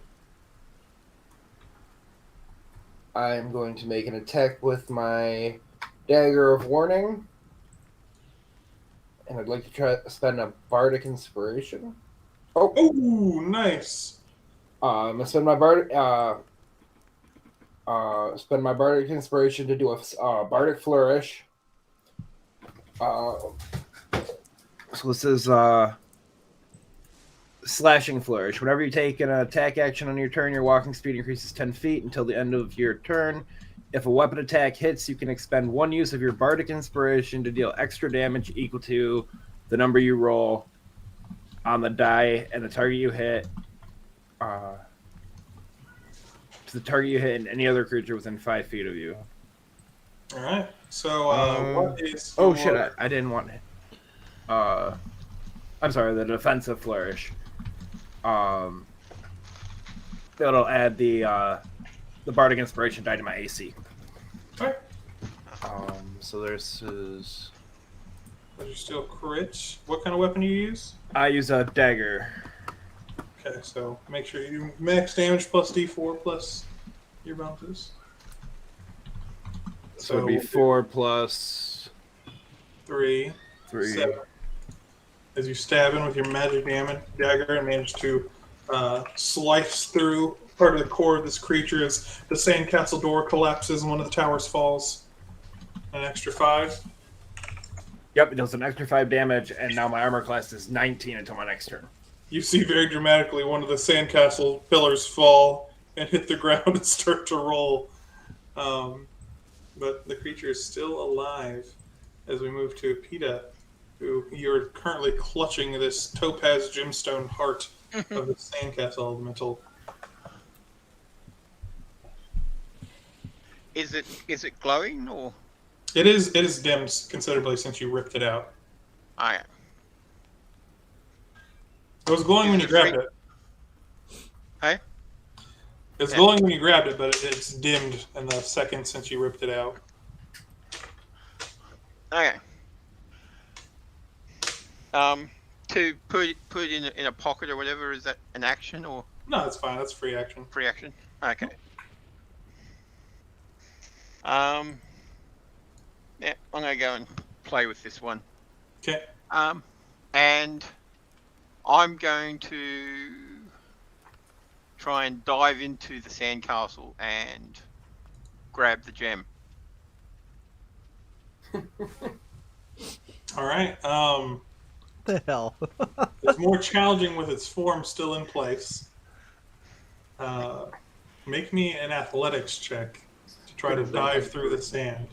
Into a pile of sand. So you like fly into the air and you leap down and you just dive head first and you just thunk as you hit the sand, and it's almost like a solid wall when you hit it without that moonbeam on it. And you're like trying to tear through and like you're digging through some of the sand, but it is pretty firm when its form is in place.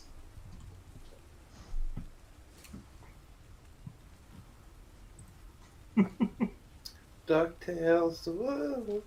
Yeah, you're like buried up to the head. Okay. I'm going to use my eye for detail, which is a bonus action to make a perception check to spot a hidden creature object to make to detect where the gem is and tell Luke to bring the moonbeam over it so that I can grab it. Yeah, make me a perception check. Or is it just... No, it's a perception check just to see if I can detect where the gem is so I can get ready for it to use my At least reaction. on the last one, it was kind of in the heart of the creature where the center of the castle was, the most protective part of the fortress. Okay. Okay. And you cry out to Luke, and it is Luke's turn. Yep. All right. All right. Fine. And I'll move the moonbeam so that it is the sandcastle is in the upper left corner again.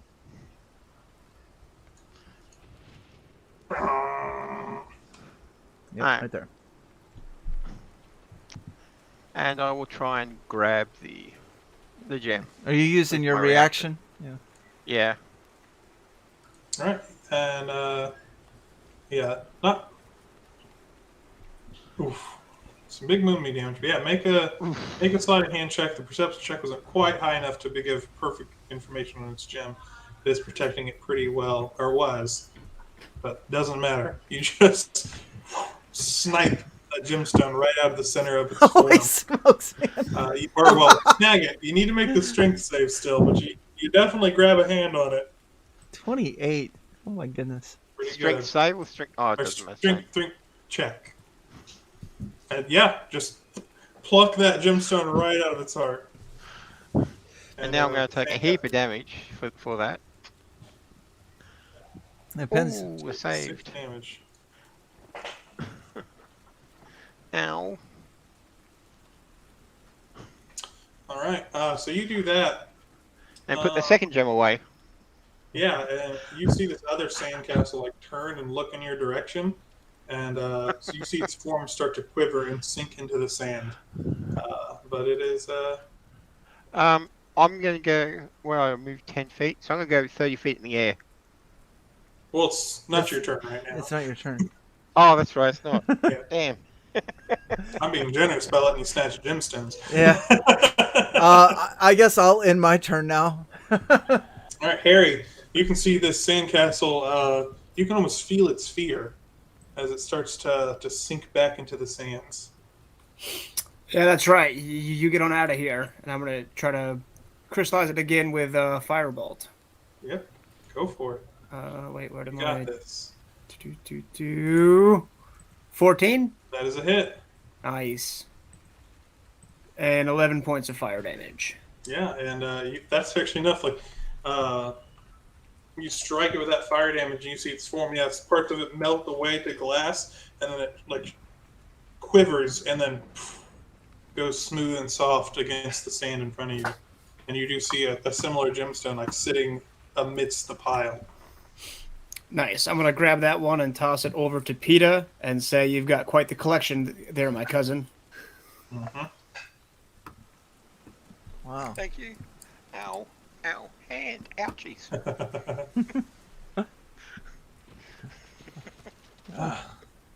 Well, and this place just spectacular. I demand a refund. No. If we get out of here alive, I'll see to it. I'm sure. Well, Oseb's a greedy bastard, but we'll see what he can do about this. Do we need to take a rest before we continue, or are we good to keep going? It's not further. We can, if we get to the cave, we should provide some respite from this rain. It's not much further. I'm going to take out the gems. Okay. And I'm going to talk to them, saying, we don't mean you any harm. If you let us leave, we will leave your island. You hear a voice in your mind that says, "Come find me and take action on this promise." Where are you? By the one that caused this all. Okay, cryptic answers don't help. Where are you? On the far side of the island, near the home of the gnome, who now lies dead in the sand. Okay. Okay, we've got to go to the other side of the island to a home of a gnome who's now dead and tell him that we mean them no harm and that we're going to leave. And they'll let us leave. And Or it's a trap. Isn't that where we're heading anyway? I thought that's the direction we're heading. It sounds like she killed Osed. Well, I it guess seems he's the one who hired the people to kill off all the elementals on the island. Okay. I'd like to know a little bit more of the history of this place. It seems like maybe this island shouldn't have been domesticated to begin with. Aye. Land developers. I'm down to talk.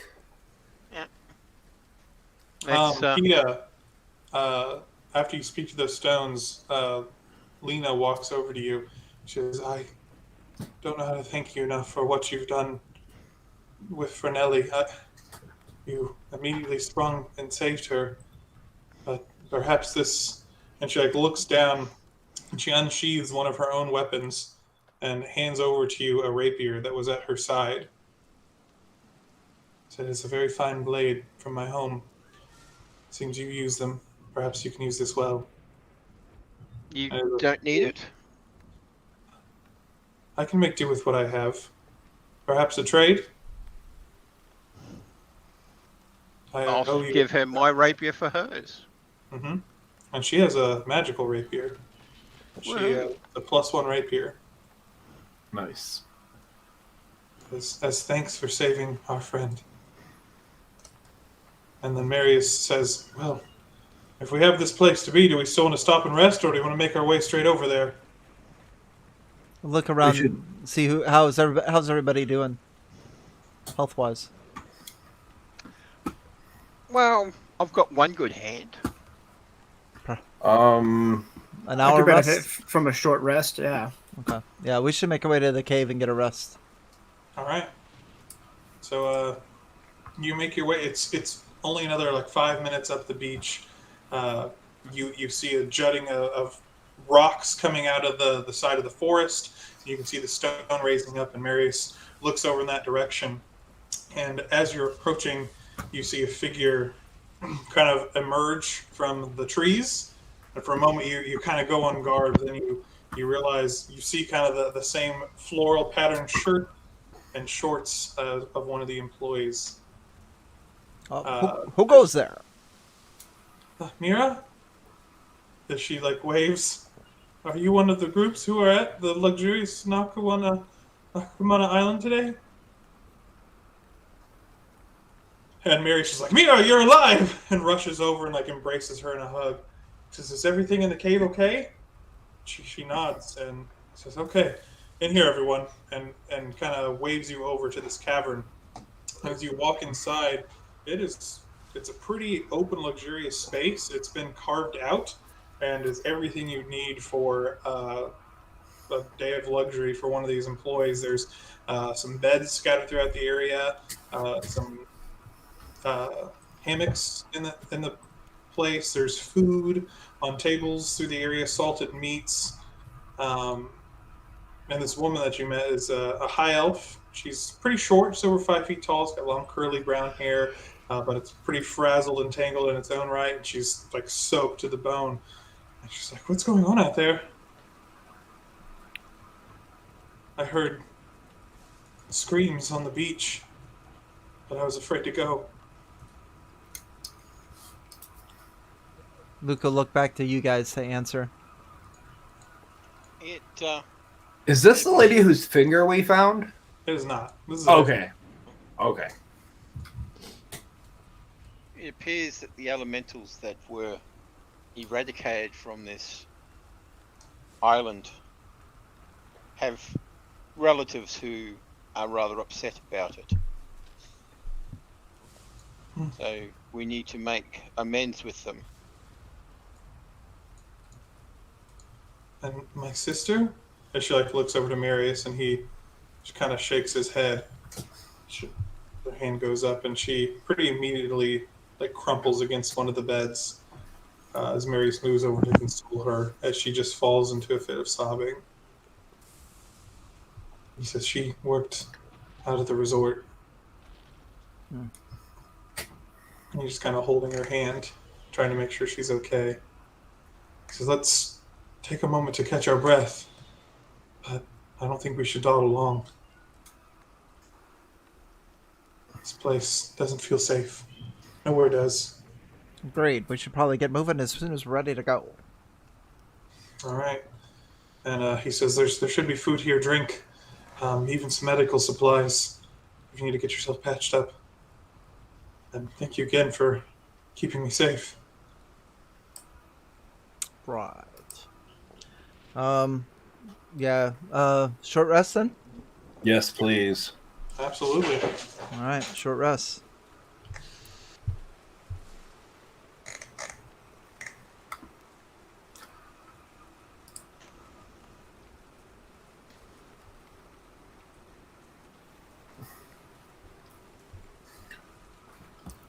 Can I see one of those stones?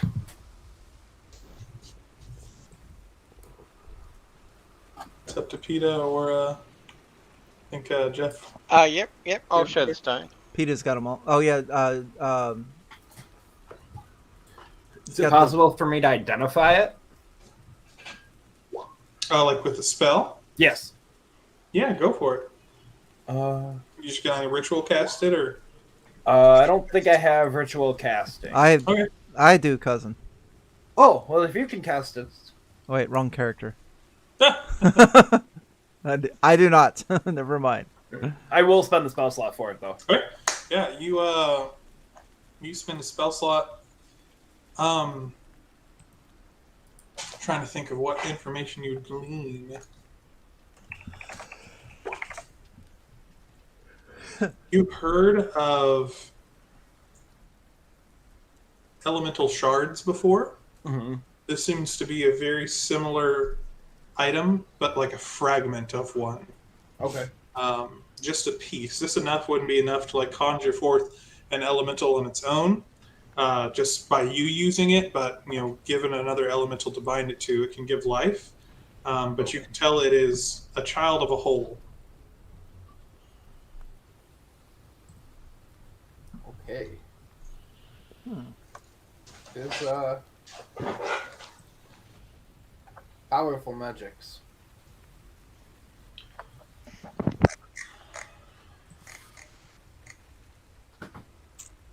And Carrick, he kind of sees what you're holding to. He says, "What do you got there?" Shells we found on the beach. And he just kind of nods and looks away. You're trying to keep its essence or its nature hidden from him? Yeah, I don't trust anyone but my cousins at this point. All right. And even them barely, probably. Right. We're all a bunch of charlatans. Yeah, you trust us as far as we can bounce. Well, that's pretty good.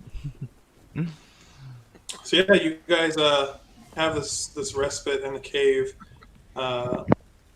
Take a break, maybe get some food. Mm-hmm. The storm lightens a bit outside, but not entirely.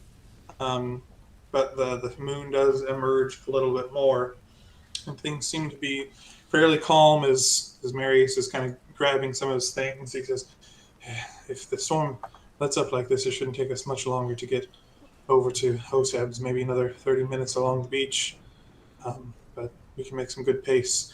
And it's about as he's saying that, you hear an ear-splitting boom that erupts through this cavern, and it shakes you to your core as you're hit by a powerful thunder spell almost. You all go deaf temporarily as you hear just a loud, high-pitched ring as the only thing you can hear, and dust just blooms through the cave as large chunks of stone start to fall and crash to the floor. You can feel the floor quake beneath your feet just for a moment, and then whatever this explosion is gone as soon as it came. That ringing still persists as your hearing's gone, and you're still kind of reeling from the impact. And as the dust starts to clear, you see chunks of smoldering stone like raining out, and through the opening of the cave you can see molten boulders falling into the ocean as plumes of steam erupt into the air. And you realize that at least one of the volcanoes on this island has erupted. Time to move. And like you're still like kind of recoiling back, you look around, and as your hearing returns to you just a bit, Luke, you look over and you see Yorlin is trapped beneath a pretty sizable boulder, is crying out in pain as a chunk of stone has fallen from the ceiling and is pinned on his legs. Oh, son of a motherless goat. Where are He's we? just like looking down, his perfect hair now a little bit disheveled, as he's just as there's stone just crushed down on him. All right. That's unlucky. Now, we're gonna need some help over here, or we're gonna have to leave him and go. Then you see Brick like immediately moving over and trying to push the boulder. I need help. More strength. Right. I've got noodle arms. All of you have noodle arms. Luke will just put a paw on his shoulder and cast guidance. Nice, yeah. Give him some help on this. Friends, help. And you see, Yeah. I'll give it a shove. All right. I will look for like a log or any kind of thing that we can use to get some leverage on. Oh yeah, absolutely. You can find like a big piece of wood that you can use to kind of pry in there. I'll use that to try to help.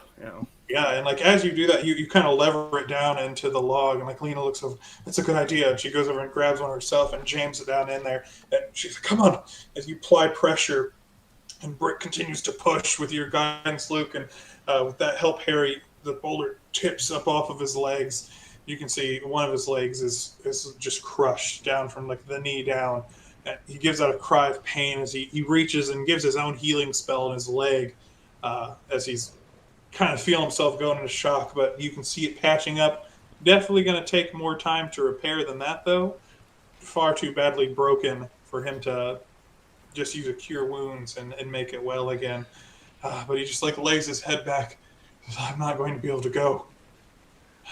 Wow. You're going to have to leave me here. Rick can carry you. And he kind of shakes his head. He says, I'd slow you down. It'll be okay here. Just come back for me, okay? I give him one of my daggers. And Nellie, she's like, I can stay with him. I'll keep him safe. And if it looks like the lava's coming here, we can get him out. We have supplies here. We need to treat his leg. It'd be too dangerous to move him right now. And Mary's just like, we need to go. Mira, Carrick, you can already barely walk. All of you stay here.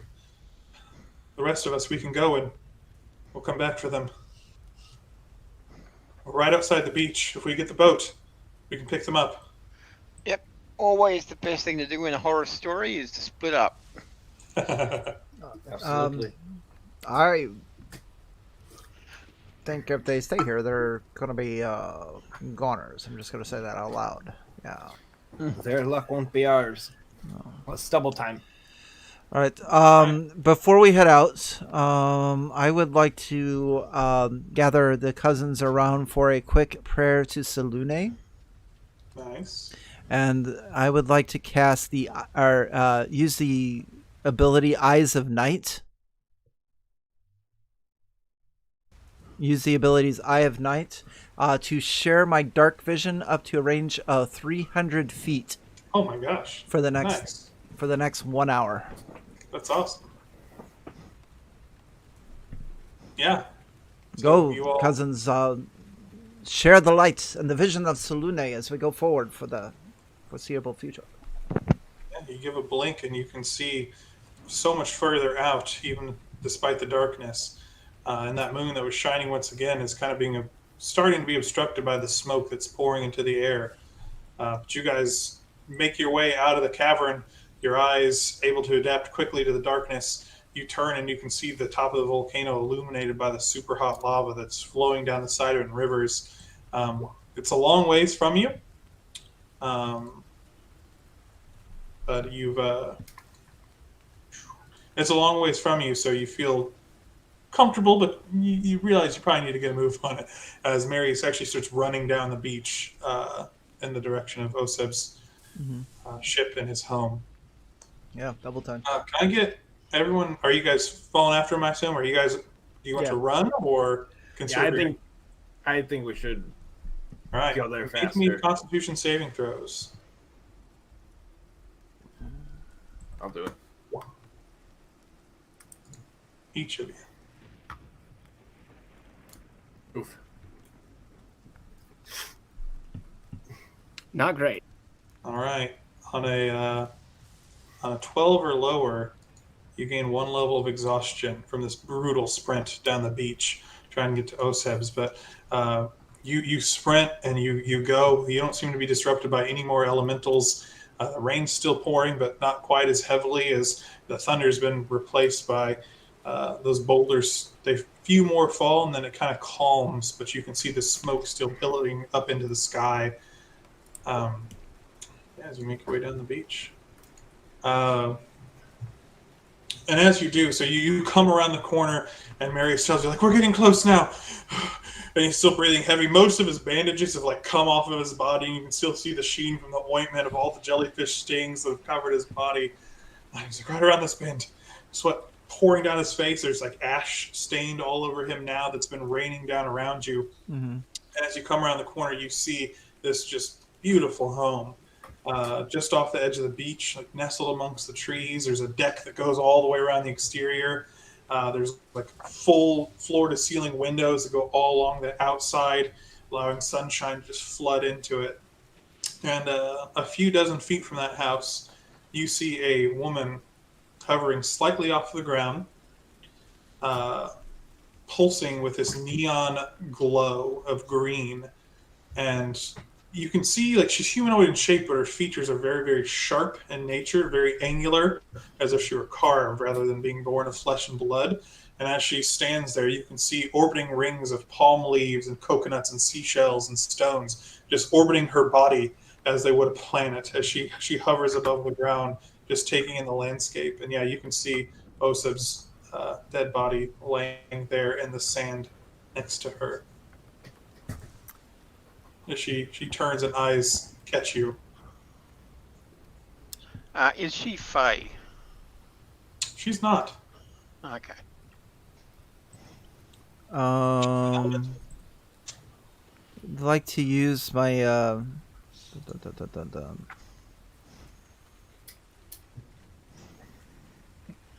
Well, I'll hold out the gems and I'll approach her and say, we accept that this is your island and we ask permission to leave. She says, you fleshlings desecrated our beautiful island. But I know that the one responsible has been slain before me. As she looks down at Oseb's body. She says, if you can help me, then I would agree to let you live. Let you leave this place intact. And you actually see his boat is still together out on his dock. It's a little beat up, but the treasure seeker is written across the back of it, and you see it is still afloat. She says, what you hold in your hand there, fleshling, is but a fragment of the stones that contain the spirit of this entire island. They were stolen from me. And he holds them in that home as she points in the direction of Oseb's house. She says, his magics prevent me from entering. I can't go in and reclaim what's ours. But if you can get those elemental stones and bring them to me, you'd be doing service. A great evil forgiven for your people if you agree to leave and to never return to this island.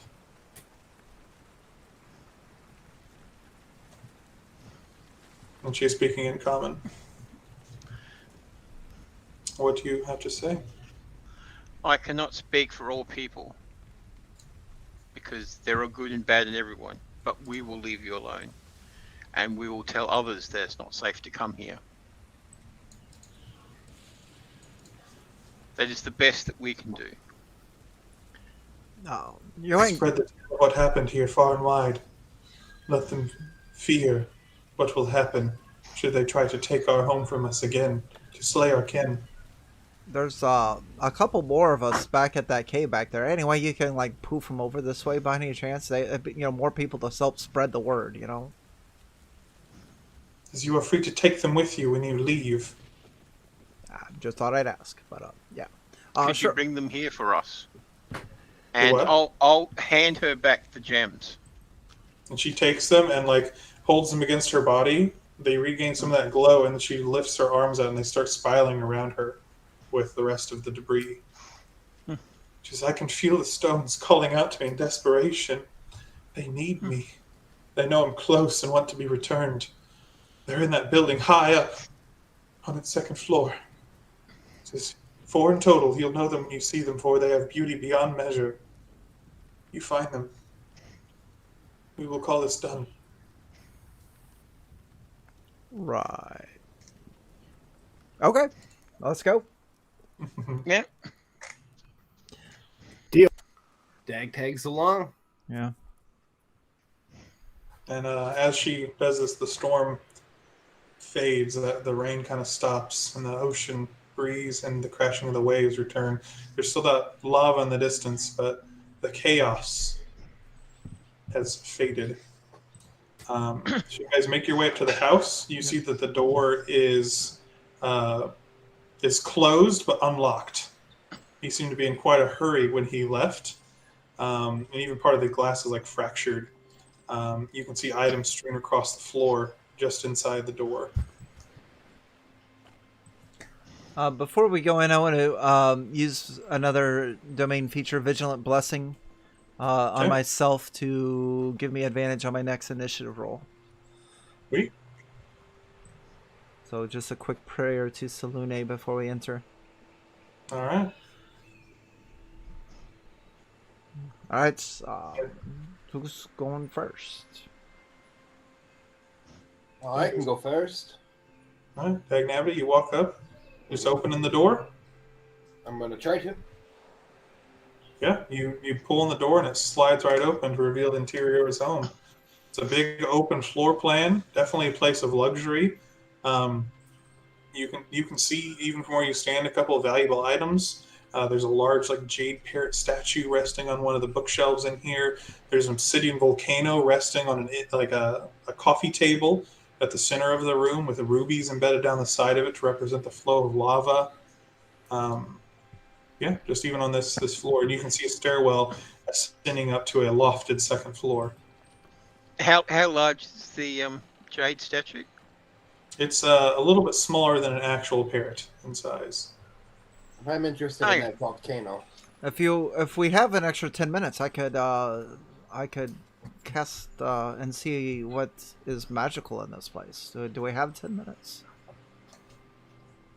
There is lava rapidly approaching you. We don't have 10 minutes. I'll put the jade statue in my backpack. All right, yeah. You pluck the little jade parrot. And I'll take the volcano. Yeah, and that's a pretty small scale volcano. Got the little ruby decorations on the side, but yeah, beautiful obsidian stone used for the volcano, and then those embedded rubies. All right. As they're taking that, I'll go ahead and use the first level spell slot to cast Detect Magic. Okay. And just start scanning the room. Lasts up to 10 minutes, so I do kind of want to move with a little bit of haste, but maybe catch things. Does it go through walls? Can penetrate most barriers, but is blocked by 1 foot of stone, 1 inch of common metal, a thin sheet of lead, or 3 feet of wood or dirt. 1 inch of common metal. You unfortunately do not detect anything magical as you look around. Okay. Upstairs, right? I'm going to keep concentrating on it for the next 10 minutes. Okay. Yeah, you head upstairs. You see it's a single large loft room. There's an office near a large window overlooking the beach. There's a king-size bed with fine red blankets half thrown off into the floor. The desk seems to be made of local island wood, and you see gold, silver, and copper coins in like perfect piles sitting atop it along the wall. There's also a dresser, a bookshelf, and there's also a chest at the foot of the bed. And while windows line most of this room, but there is one wall that contains this beautiful, ornate picture of Nakumana Island.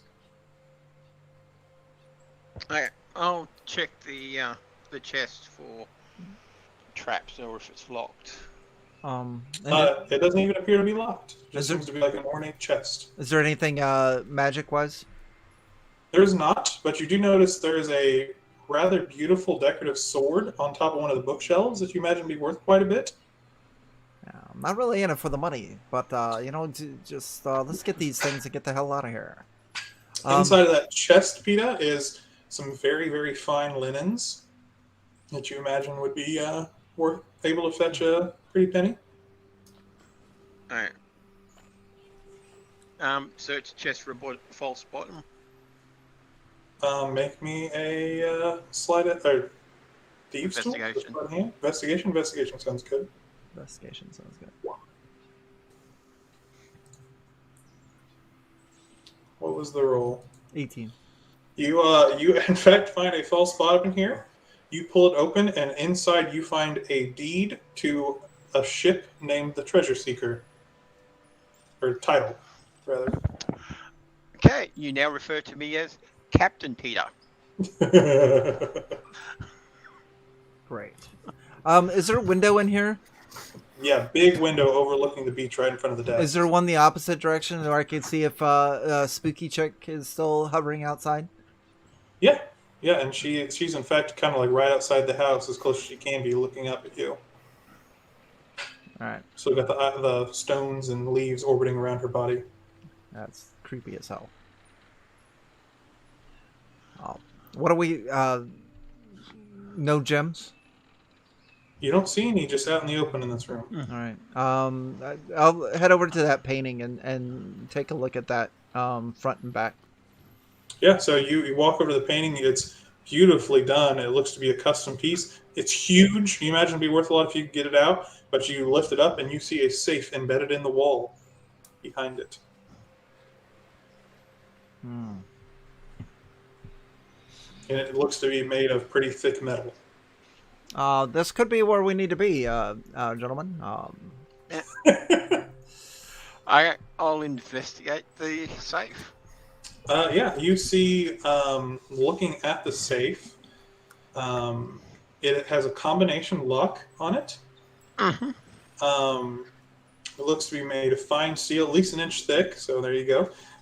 There are 3 two-digit number options on the front. All 3 are currently set to 00. But you see they can go all the way up to 99. And one thing that does jump out to you, it appears that someone's put a small bit of paint beneath each of the two-digit numbers that were definitely not part of like this safe's original design. The first number has a yellow dot beneath it, the second has a white dot, and the third has a brown dot. Sorry, that was yellow. Yellow, white, and brown. Harry, how much? What are those coins stacked up over there? I'm going to try to investigate and see if I can tell what they are. Yeah, you head over to the desk, and you see coins very, very carefully set up on the desk with a note taped in front of them that says, "Do not touch," in bold letters. What kind of coins you got over there?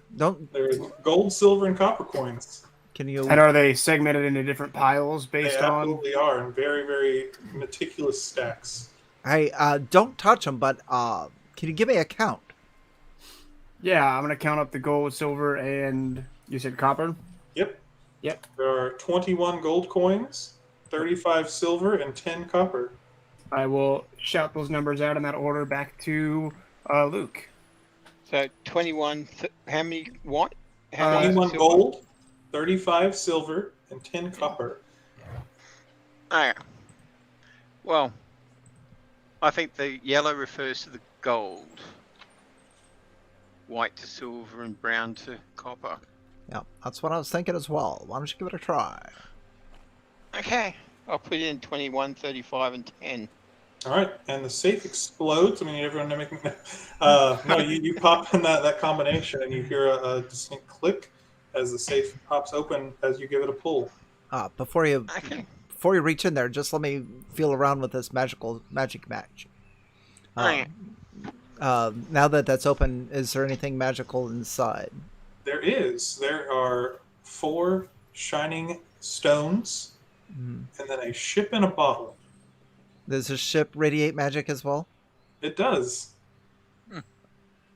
I'm going to take a look at that. You take a look at the ship in the bottle, and you see it is a perfect scale replica of the Treasure Seeker with the name complete, like written on the back. You recognize the pattern and the design. Right. It's shrunk it down to the size of a bottle, but it is magical in nature. Carefully pad that away. And then these stones are geodes that have been cut open to reveal shining crystals within.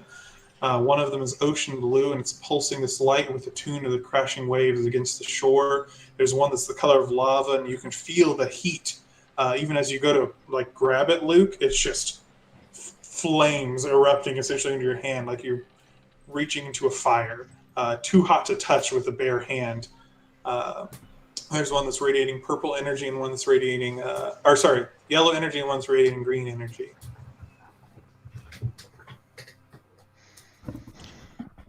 Now, do we give them to her? I mean, do you think she'll keep her word? I think she will. Yeah. I believe so. Can I do an insight check to see if I think that she's on the up and up? Yeah.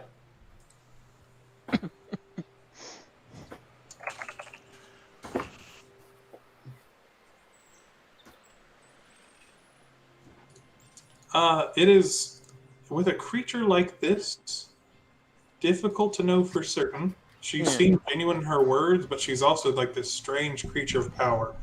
But you feel just the way she spoke to you and reached out, and the fact that she hasn't risen hostilities against you, you feel pretty good about it. Yeah. But Okay. she did need us to get in here, so it's once her need for us is done, who's to say? Well, fuck it. Let's do it. Yeah. So you gather up those stones. How are you going to get the lava stone?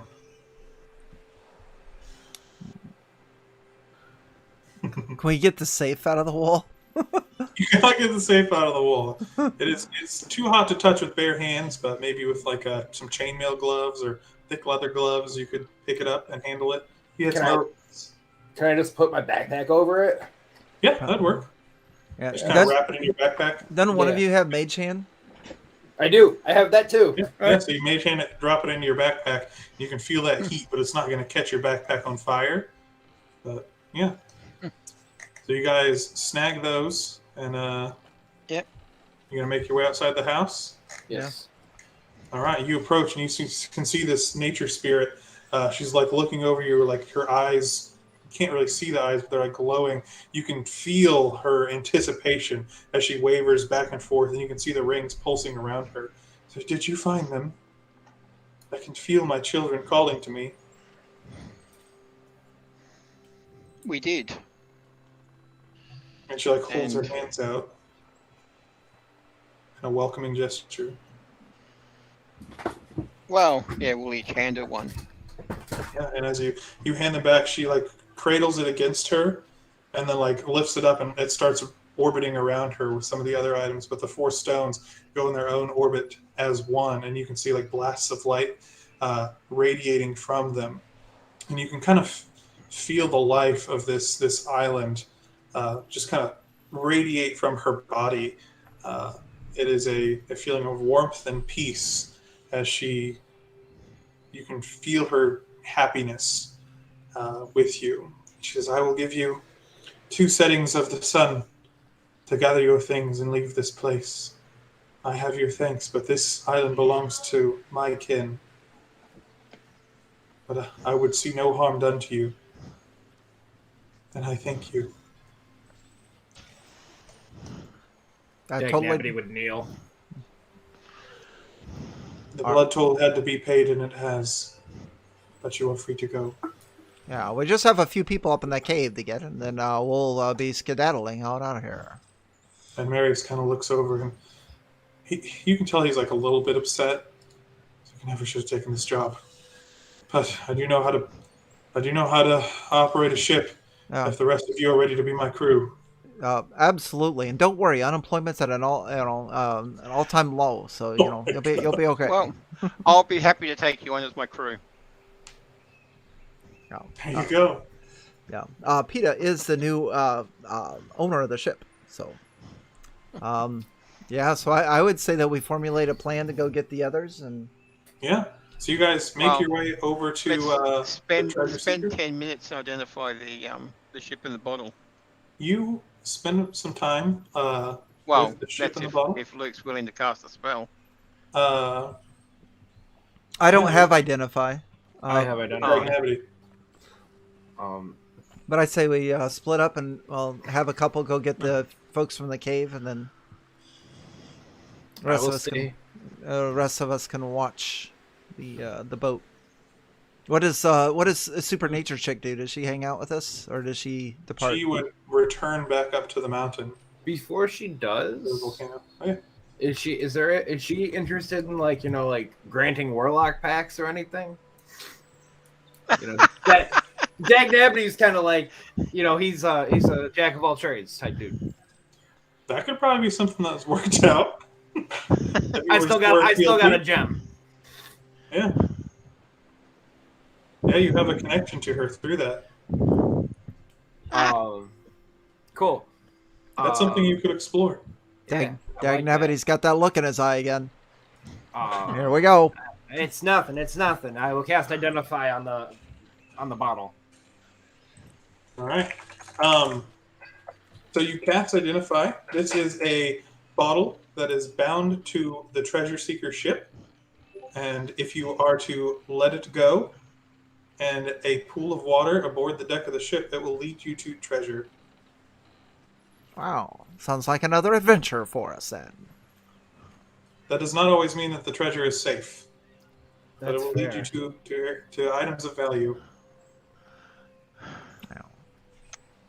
Sounds like our next vacation. I can see that leading to quite bad, because at sea, the most often where you find treasure, there'll be a dragon turtle. Hey, no reward without some risk, right? Maybe next time. Maybe we'll save it for next time when we play all Tritons. I like it. I'm just gonna, hold on to this for a moment. Put it back. All right. So you guys make your way aboard the ship. Marius gives commands to people to get everything ready, to get the ship ready for the seas. Since the storm has stopped, things have calmed down considerably, enough that you'll actually be able to take off. And together, you manage to make your way out to sea. You curve around the island over to where the cavern is, where Mira, Carrick, Nelly, and Yorlin are all waiting.